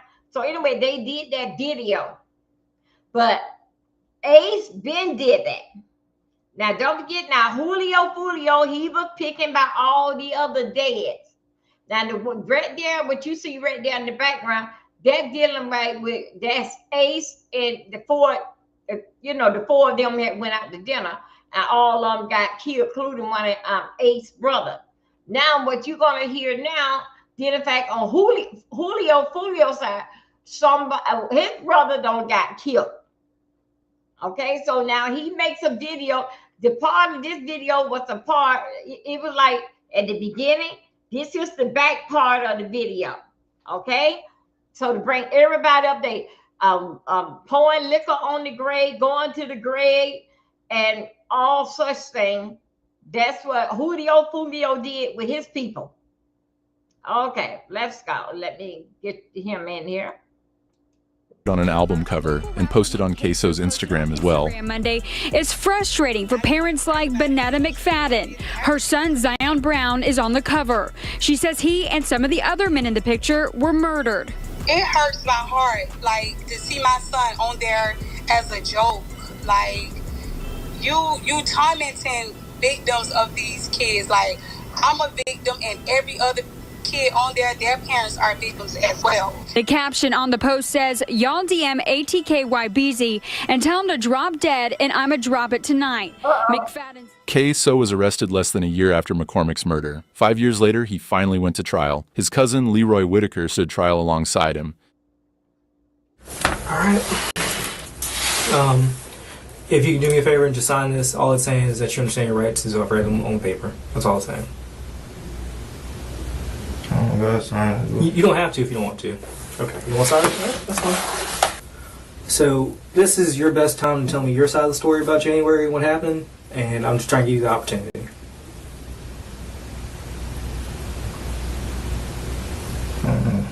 You don't know, or? What's time? You ever been in a gray Nissan before? No. You never been in a gray Nissan? Like a small, like, silver-looking sedan? Do you remember that phone number you had back in January?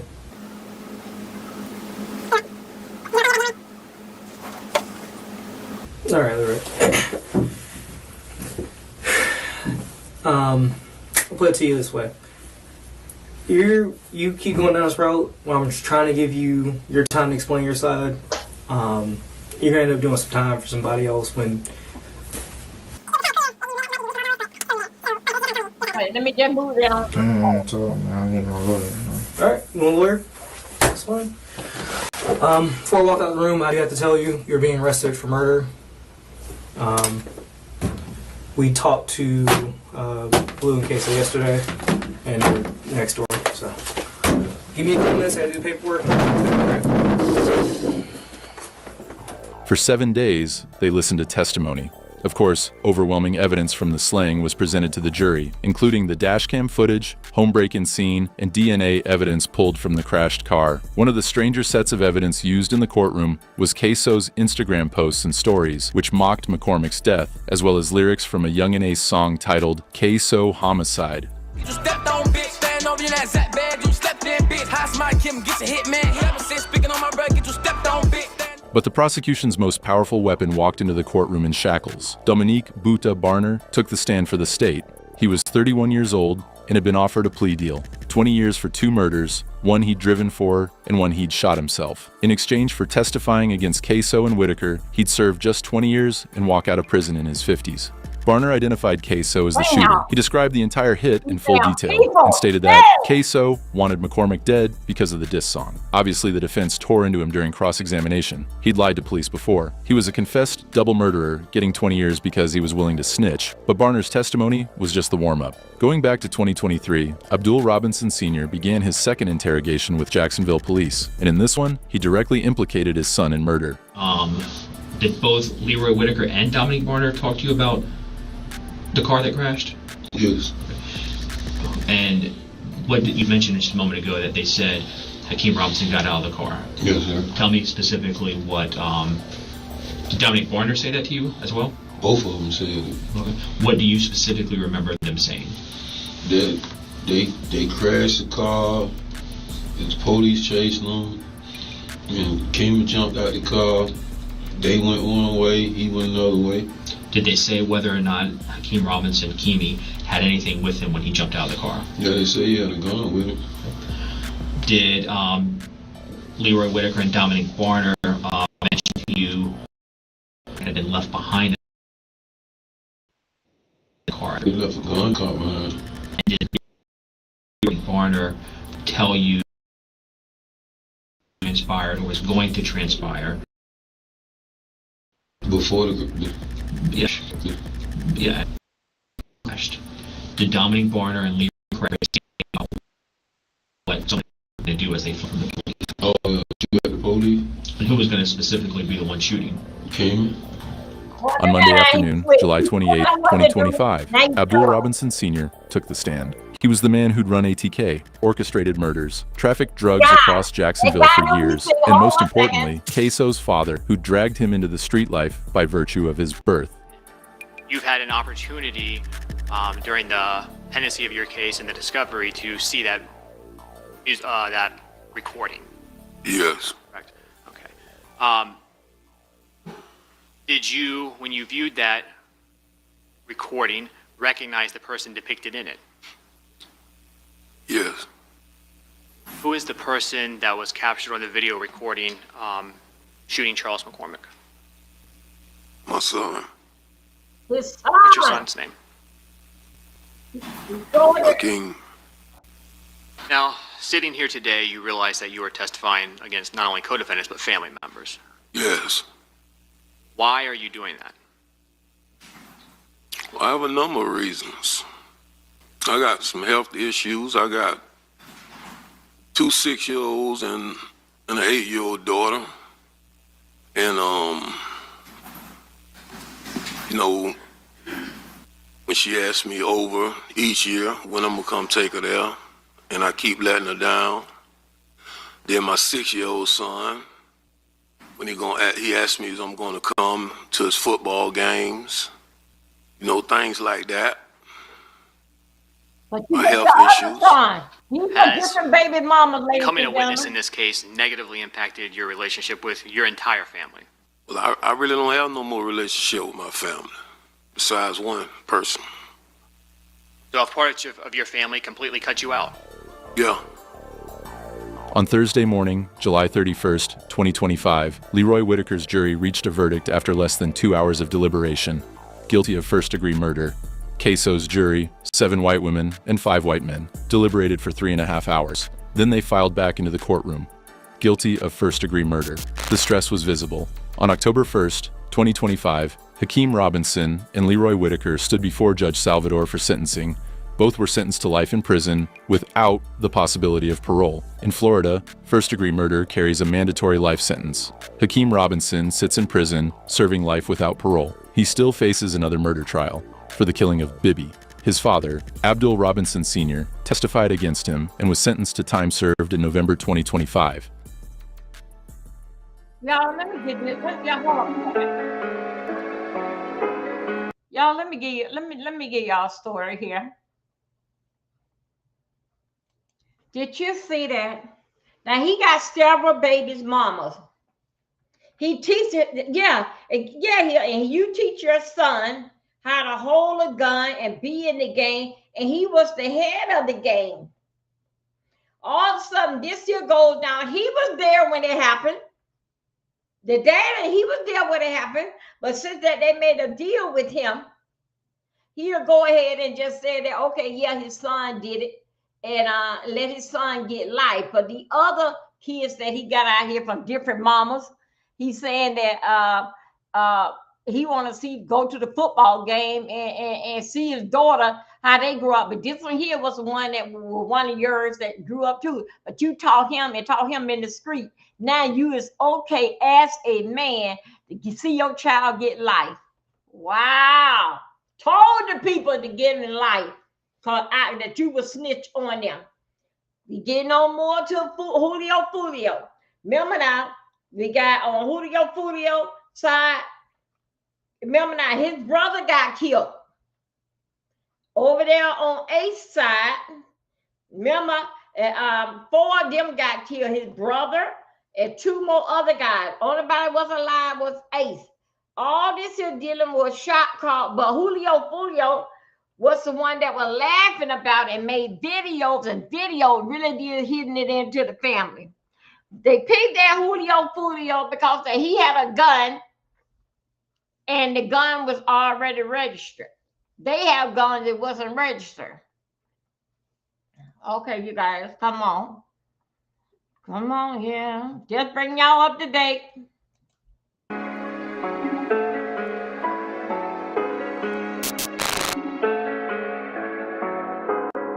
But, obviously before Queso's downfall, the hits went back and forth. ATK wanted Fulio dead. On July 26, 2020, Fulio was in Houston, Texas. He was outside a recording studio, with his location made public on social media, when gunmen opened fire.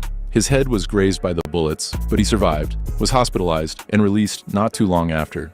Bitch ass nigga shot me but didn't kill me. I'm Kendrick. You fucking stupid. Fulio posted a video from the scene afterward, showing bullet holes in his car and shell casings on the ground. Nigga, I know niggas mad I ain't dead, ain't it? Niggas mad I ain't dead on gay. Niggas talk about bitch ass niggas, yeah. ATK members posted references to the shooting, celebrating that they'd come close. It was also referenced in Who I Smoke. I was lurking on his page and I caught him lacking, and here we let out shots, he got shot and went live. I'm just thinking like, fuck man, that bitch ain't died. It's probably a good time to pause and talk about how music and popular culture plays into all this. Rap beefs are not a new concept in any way, neither are gang beefs. The fundamental difference between the Foolio versus Ace situation, when compared to a celebrity beef like Drake versus Jay-Z, is that the latter are regular celebrities, beefing over their own reasons. Foolio and Ace were gangsters through and through, who'd grown up on the streets and saw death at an early age. Their beef was rooted in the murder of each other's family members and the subsequent responses of disrespect. This wasn't just a fight or legal battle. These were men who seemed to truthfully hate each other. Had they not had the famous status they had as rappers, this would have just been another obscure gang conflict of hundreds within Florida alone. Here's the picture. Let me show it to you. Oh, hell nah. What? What is wrong with you, bro? What happened? That's some gay shit, bro. It is? Let me see. How? Let me see. Hey, look, I can't delete that shit out your phone. What's up? Somebody knocking. Oh, I'll get the door. But these were two very famous men who were entwined into the popular culture, like any other celebrity, in such a way that something bizarre happened. Their brutal gang war, rooted in decades of murder, became an online beef people watched, followed, and recorded like an event. You nigga, you on my dick, boy. You what? And you gon' that fuck nigga? All right. What? That shit. What? You better ask that nigga, boy. This shit hot. Boy, you better ask that nigga, boy. But this shit hot. Boy, you better stop playing on me, boy. You better ask that nigga, boy. This shit get hot. Boy, you niggas better stop playing on me, boy. Bro, you see this shit in my stomach, boy?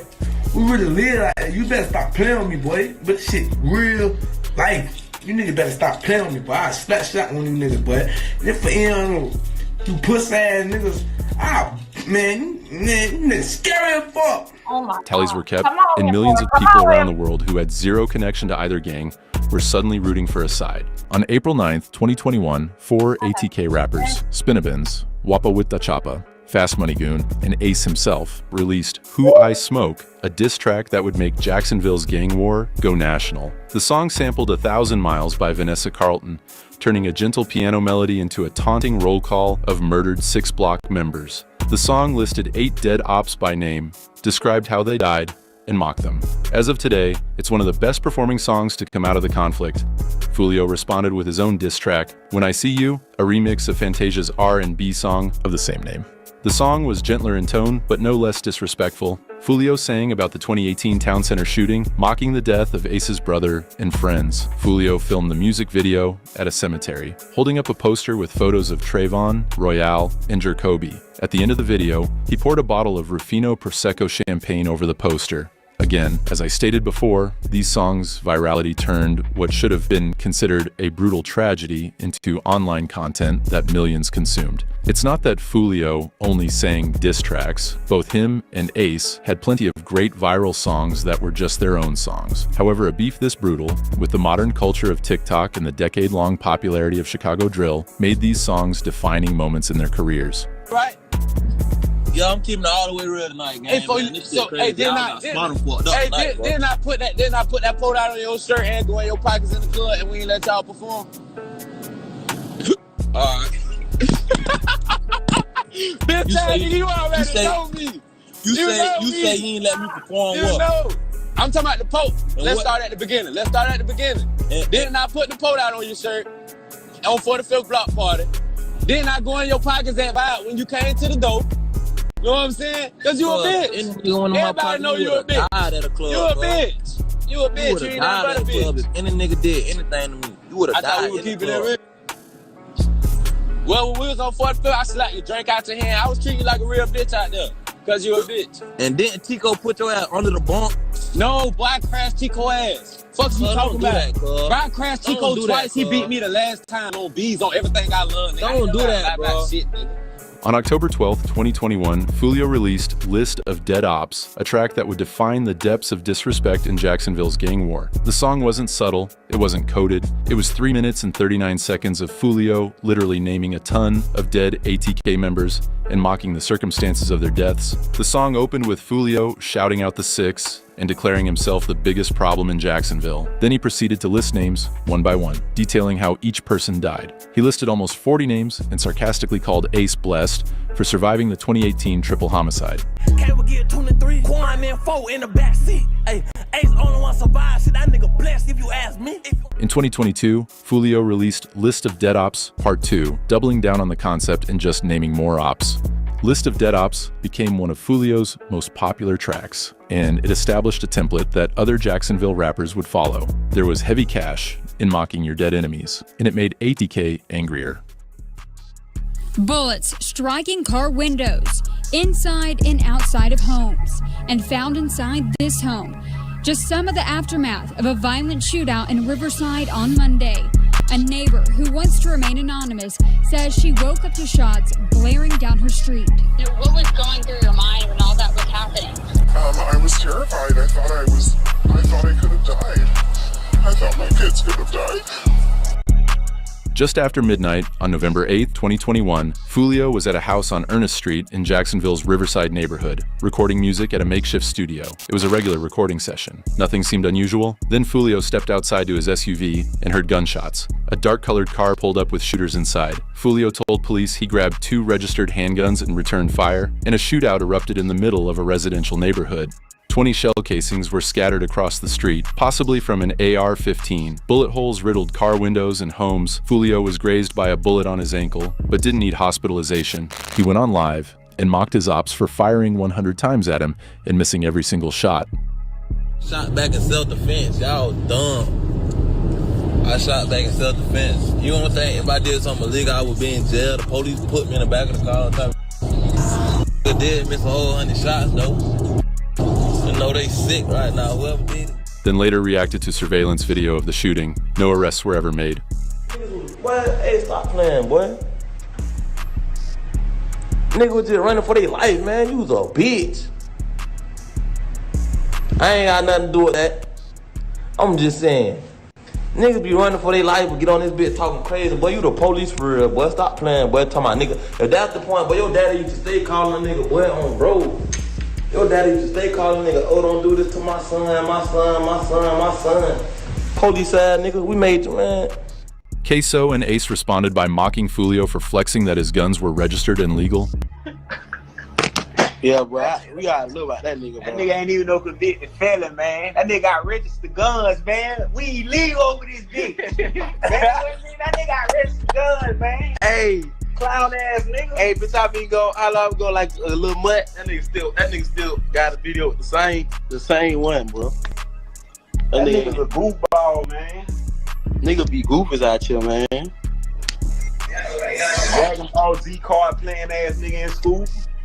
But at the end of the day, he survived and they'd failed to kill him. Like, I sit down in the car seat for like 1-2 seconds, bro. 1 or 2 seconds. Wow. I'm talking about that shit, boy.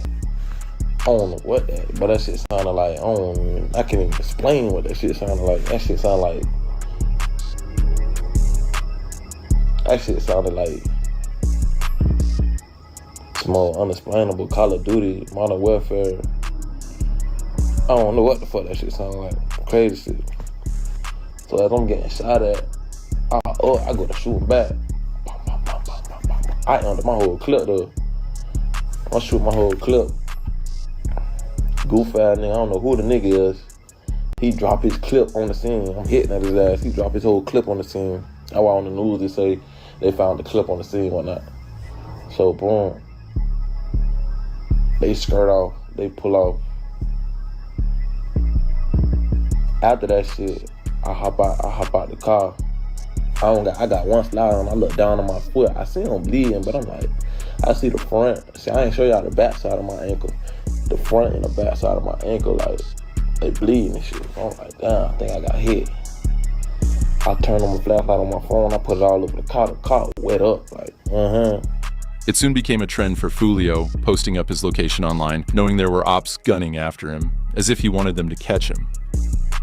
On May 17, 2023, around 9:40 p.m., police were called to the 3600 block of Effie Street in the Moncrief Park area. Gunfire had erupted. When officers arrived, they found 3 victims, 2 boys and 1 adult male, all suffering life-threatening injuries. They were rushed to the hospital. One of them didn't make it. Adrian Lee McKenzie was 16 years old. He rapped under the name BG YBZ. He was a bully gang member affiliated with 6 Block, Fulio's crew. This wasn't the first time he'd been shot. Before he turned 14, someone shot him in the leg. He had to relearn how to walk, and since then, had been trying to turn his life around. We're following tonight. 1 person is dead. Another 2 are in the hospital after a shooting. It happened in the Moncrief Park area of Jacksonville around 9:40 last night. 2 boys and 1 man all shot. Right now, we don't know which of the 3 victims died. And we understand that the circumstances around the shooting are not really known right now, but we are working to get that information. If you know anything about what happened, call the Jacksonville Sheriff's Office, or you can remain anonymous and contact Crime Stoppers. 4 days later, May 21, Mackenzie's family held a memorial on the same block where he was killed. People gathered on Effie Street to release balloons in his memory. A white car circled the block, and shots rang out, but the shooting only left 1 woman with minor injuries. Hours after Mackenzie's murder, ATK member Antonio Tilley Jr. posted a song snippet on social media mocking the dead 16-year-old, and little did he know he'd suffer from that decision very soon. Antonio Tilley Jr. was 19 years old. He rapped under the name Tilley and was ATK. Due to his diss of Mackenzie's murder, by October, there was a $20,000 bounty on his head by KTA, some theorizing Fulio himself. A 2-person plot to murder Tilley and split the $20K soon formed. A single mother named Diamond Harris started talking to Tilley, flirting on Instagram. After a while of talking, Harris and Tilley decided to meet up for a date. She gave him an address, 7440 Kylan Drive West on Jacksonville's north side. What Tilley didn't know was that Diamond Harris was not just taken, but was dating a member of KTA, Jaquan Mills, a 22-year-old who'd agreed to kill Tilley. Mills was helping Harris with what to say. Text threads recovered from Mills's phone showed them coordinating, discussing exactly what she should send Tilley to, quote, keep him interested. On the night of October 6, 2023, Tilley called an Uber. His driver was Bryant Grund, a 31-year-old former trucker who began working for Uber to stay close to his family. His mother, Heidi Doyle, and his 2 younger siblings, ages 12 and 14, were staying at an extended stay America Hotel in Jacksonville. They'd been there about 6 months as Bryant worked hard for them. They were struggling financially. However, some light had shone through. Bryant had just been offered a job at Samsonite, a warehouse management position in Georgia. He wouldn't have to do Uber anymore soon. That was, however, until the night of October 6th. Grund was working for Uber temporarily to pay the bills. He was blessed with a job offer at Samsonite not too far from here, and really looking forward to having some fun driving a forklift because he's just a fun-loving guy. But on Friday, October 6th, police were called to the 7400 block of Kylan Drive West in response to reported gunfire at about 11:45 p.m. The Jacksonville Sheriff's Office says 2 adult males were found dead inside a vehicle. It was around 11:45 p.m. when Bryant Grund picked up Antonio Tilley Jr. and drove him to Kylan Drive West. There, Mills, Jimmy Robinson, and a 3rd man were waiting. They fired at Bryant's Mini Cooper, causing him to go crashing into a home. When police arrived on the scene, they found Bryant and Tilley shot dead inside the car. During the subsequent investigation, at first Mills denied being at the scene, but detectives found the text threads between him and Diamond Harris. He then admitted to doing the job for $10K. Diamond Harris was initially charged as an accessory to murder. 3 weeks later, prosecutors upgraded her charges to 2 counts of second-degree murder. In a letter to the court, she asked Duval County Judge Jonathan Sachs for mercy. She said she was a first-time offender and just wanted to go home to her 2-year-old son and her grandmother. Since Grund's murder, Doyle's life has been turned upside down. The only car the family had was the one he was using to Uber the night of his murder. It was recently released back to her. Bullet holes are still visible in the windshield. The interior is torn up. It's not drivable. Just before the murder, the family was getting ready to move to Georgia because Grund was set to start a new job, one that would have made him a manager. For Doyle, what hurts most is the future her son was denied. He wasn't going to be able to make that step. He got shorted that step. And I just still have a hard time understanding, as many do when they lose someone, that they don't get to make the next step here. It's not right. It's not fair. And I want to go back to him.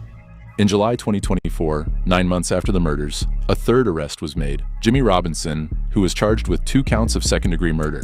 According to Mills, Robinson had been there during the killing. He'd provided one of the rifles and acted as lookout and getaway driver. The second shooter has never been arrested. The Jacksonville Sheriff's Office knows who he is, but he remains at large to this day.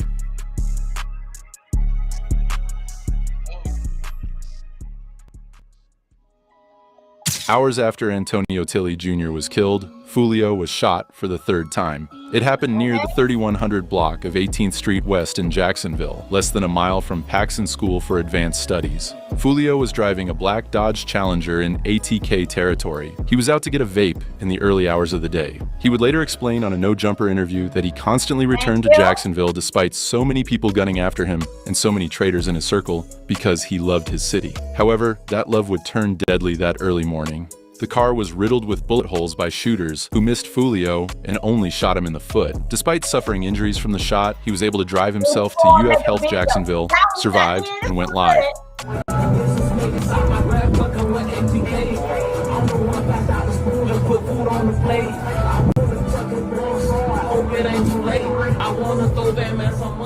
Following his shooting, he made songs flexing the fact that he'd survived yet again, including Get Back, Demigod, and God Don't Know.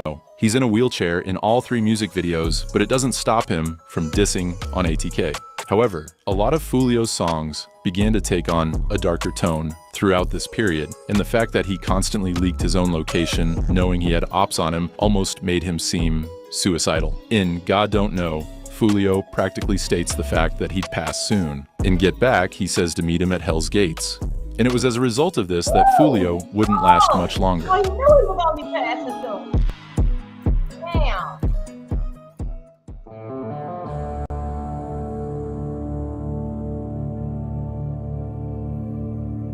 Damn, you knew he was gonna be going through.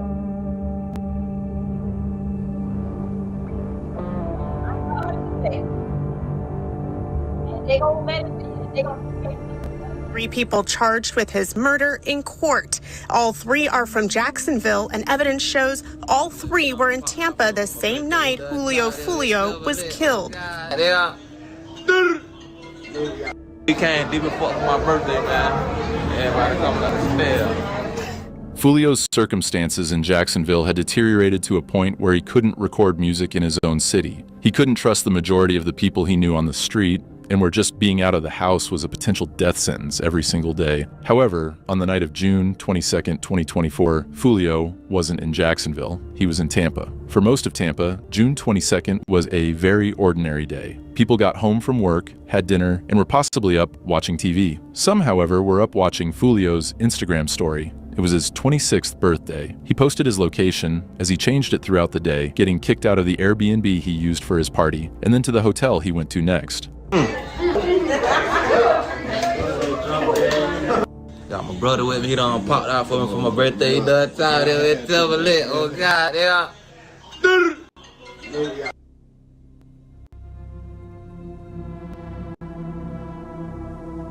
We came deep before my birthday, man. Everybody coming out of spell. Oh God, man. What Julio didn't know was that an ATK hit squad composed of Isaiah Chance, Alicia Andrews, Rashad Murphy, Rashad's cousin Davion Murphy, and Sean Gathright drove in 2 cars to Tampa that afternoon. They'd booked an Airbnb using Chance's Cash App and were following Julio as he went from club to the Airbnb before going to the hotel around 4 a.m. Chance and Andrews sat in one vehicle and were communicating throughout the day with the other 3, waiting outside the hotel for Julio to pull up and look for an available room. As Julio pulled into the lot, all hell broke loose. 3 men ran towards the car with rifles and a Glock with brass catchers to keep the shells from hitting the ground. They then shot Julio's car 30 times.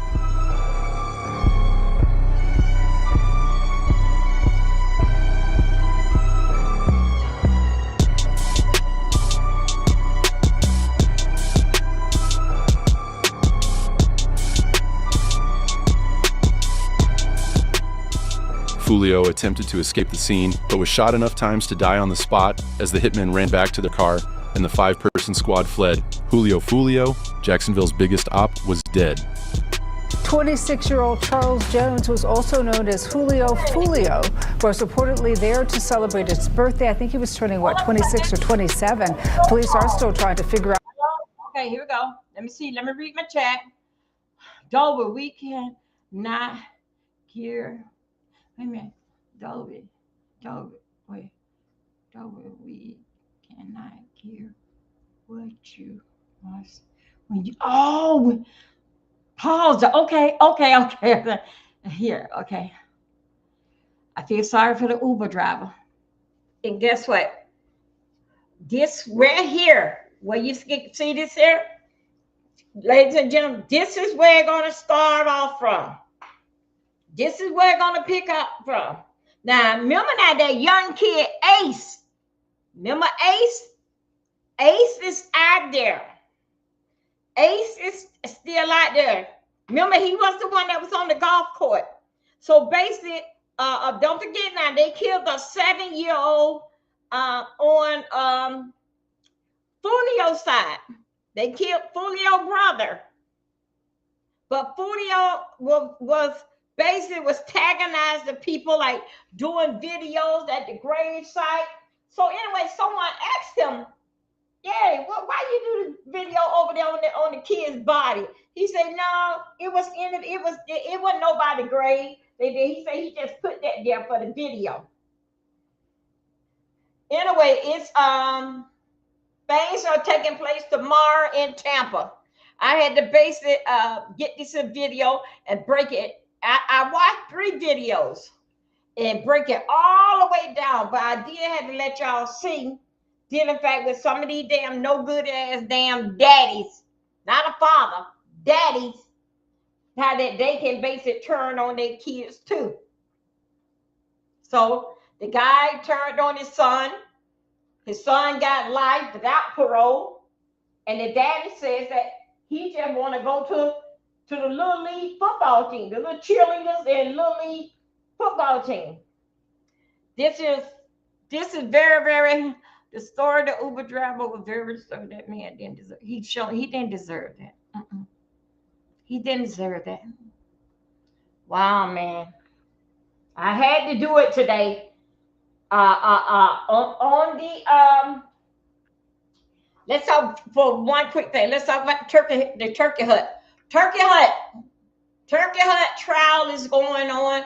All day different that Restream is not screaming that.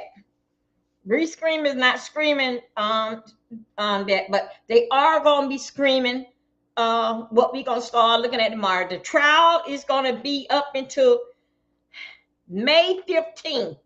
They have 4 of them. 4 of them dealing back with Julio thing. Matter of fact, let me show y'all one more again for the girls in the back. What actually did it happen? Okay, hold on a second. Let's go back right here. Let's go right here.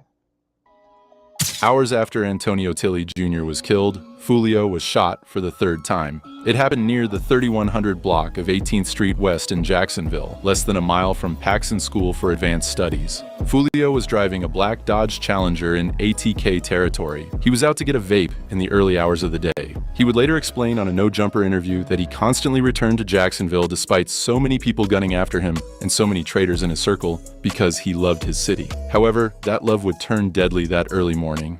The car was riddled with bullet holes by shooters who missed Fulio and only shot him in the foot. Despite suffering injuries from the shot, he was able to drive himself to UF Health Jacksonville, survived, and went live.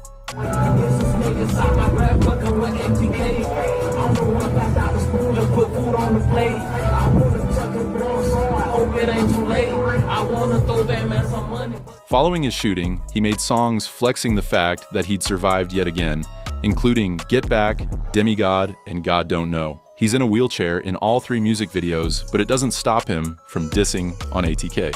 However, a lot of Fulio's songs began to take on a darker tone throughout this period, and the fact that he constantly leaked his own location, knowing he had ops on him, almost made him seem suicidal. In God Don't Know, Fulio practically states the fact that he'd pass soon. In Get Back, he says to meet him at Hell's Gates. And it was as a result of this that Fulio wouldn't last much longer. Now, this is in Tampa. He'd been putting up his location. That happened in Tampa.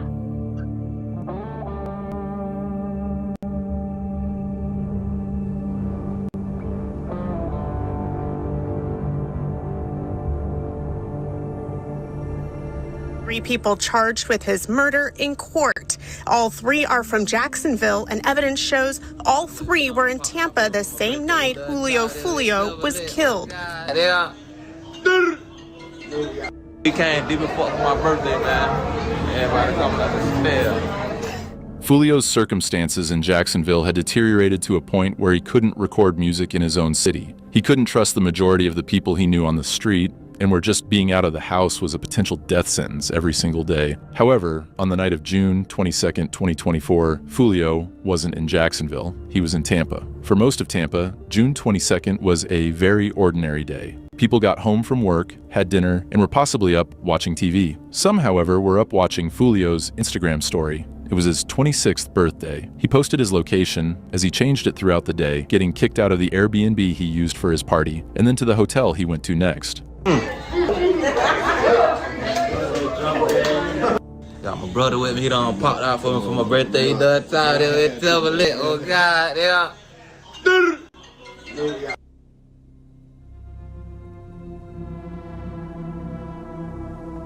We came deep and fuck for my birthday, man. Everybody coming out the stairs. On the couch, man. What Fulio didn't know was that an ATK hit squad composed of Isaiah Chance, Alicia Andrews, Rashad Murphy, Rashad's cousin Davion Murphy, and Sean Gathright drove in 2 cars to Tampa that afternoon. They'd booked an Airbnb using Chance's Cash App and were following Fulio as he went from club to club to the Airbnb before going to the hotel around 4 a.m. Chance and Andrews sat in one vehicle and were communicating throughout the day with the other 3, waiting outside the hotel for Fulio to pull up and look for an available room. As Fulio pulled into the lot, all hell broke loose. 3 men ran towards the car with rifles and a Glock with brass catchers to keep the shells from hitting the ground. They then shot Fulio's car 30 times. Yeah, they killed the 7-year-old rapper for Fulio's side.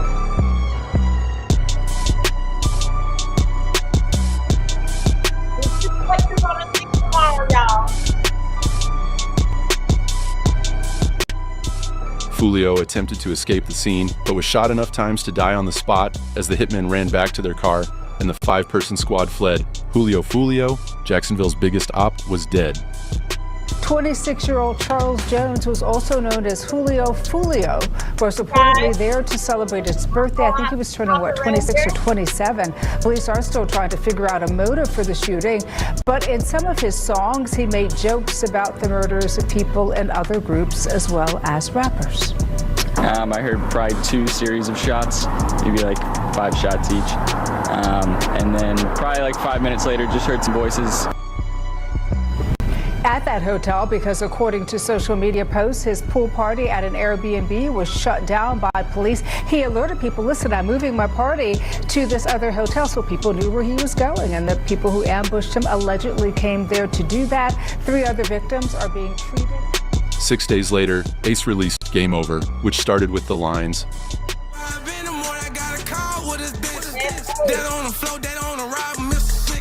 the music video, a sign of his victory. Is more to this here, basically what is Ace is doing, because that him and Julio Fulio was at each other's throat. And I want to talk to you guys later about it. I've got to step out. I got a 12:30 appointment. And also too, don't forget at 6:30 today, we're going to be doing some scratching. And then at 7 o'clock, we're going to go ahead and start doing some stepping, line dance, stepping, okay? I see y'all again, but this is what we going for, to give y'all update, give y'all what we going to be looking at tomorrow, and how did we get here. And then later on, somehow or another, I get y'all and tell y'all what the girl Lisa, the 5 people, and what part that Lisa played in it. Now, y'all remember when y'all heard the other video, it was talking about another chick that she had got the 2nd degree, anyway, she had got life. Manslaughter, whatever that, it was another girl that was in something. Lisa gonna get the same thing. She want a whole new trial and everything, but we'll talk about it.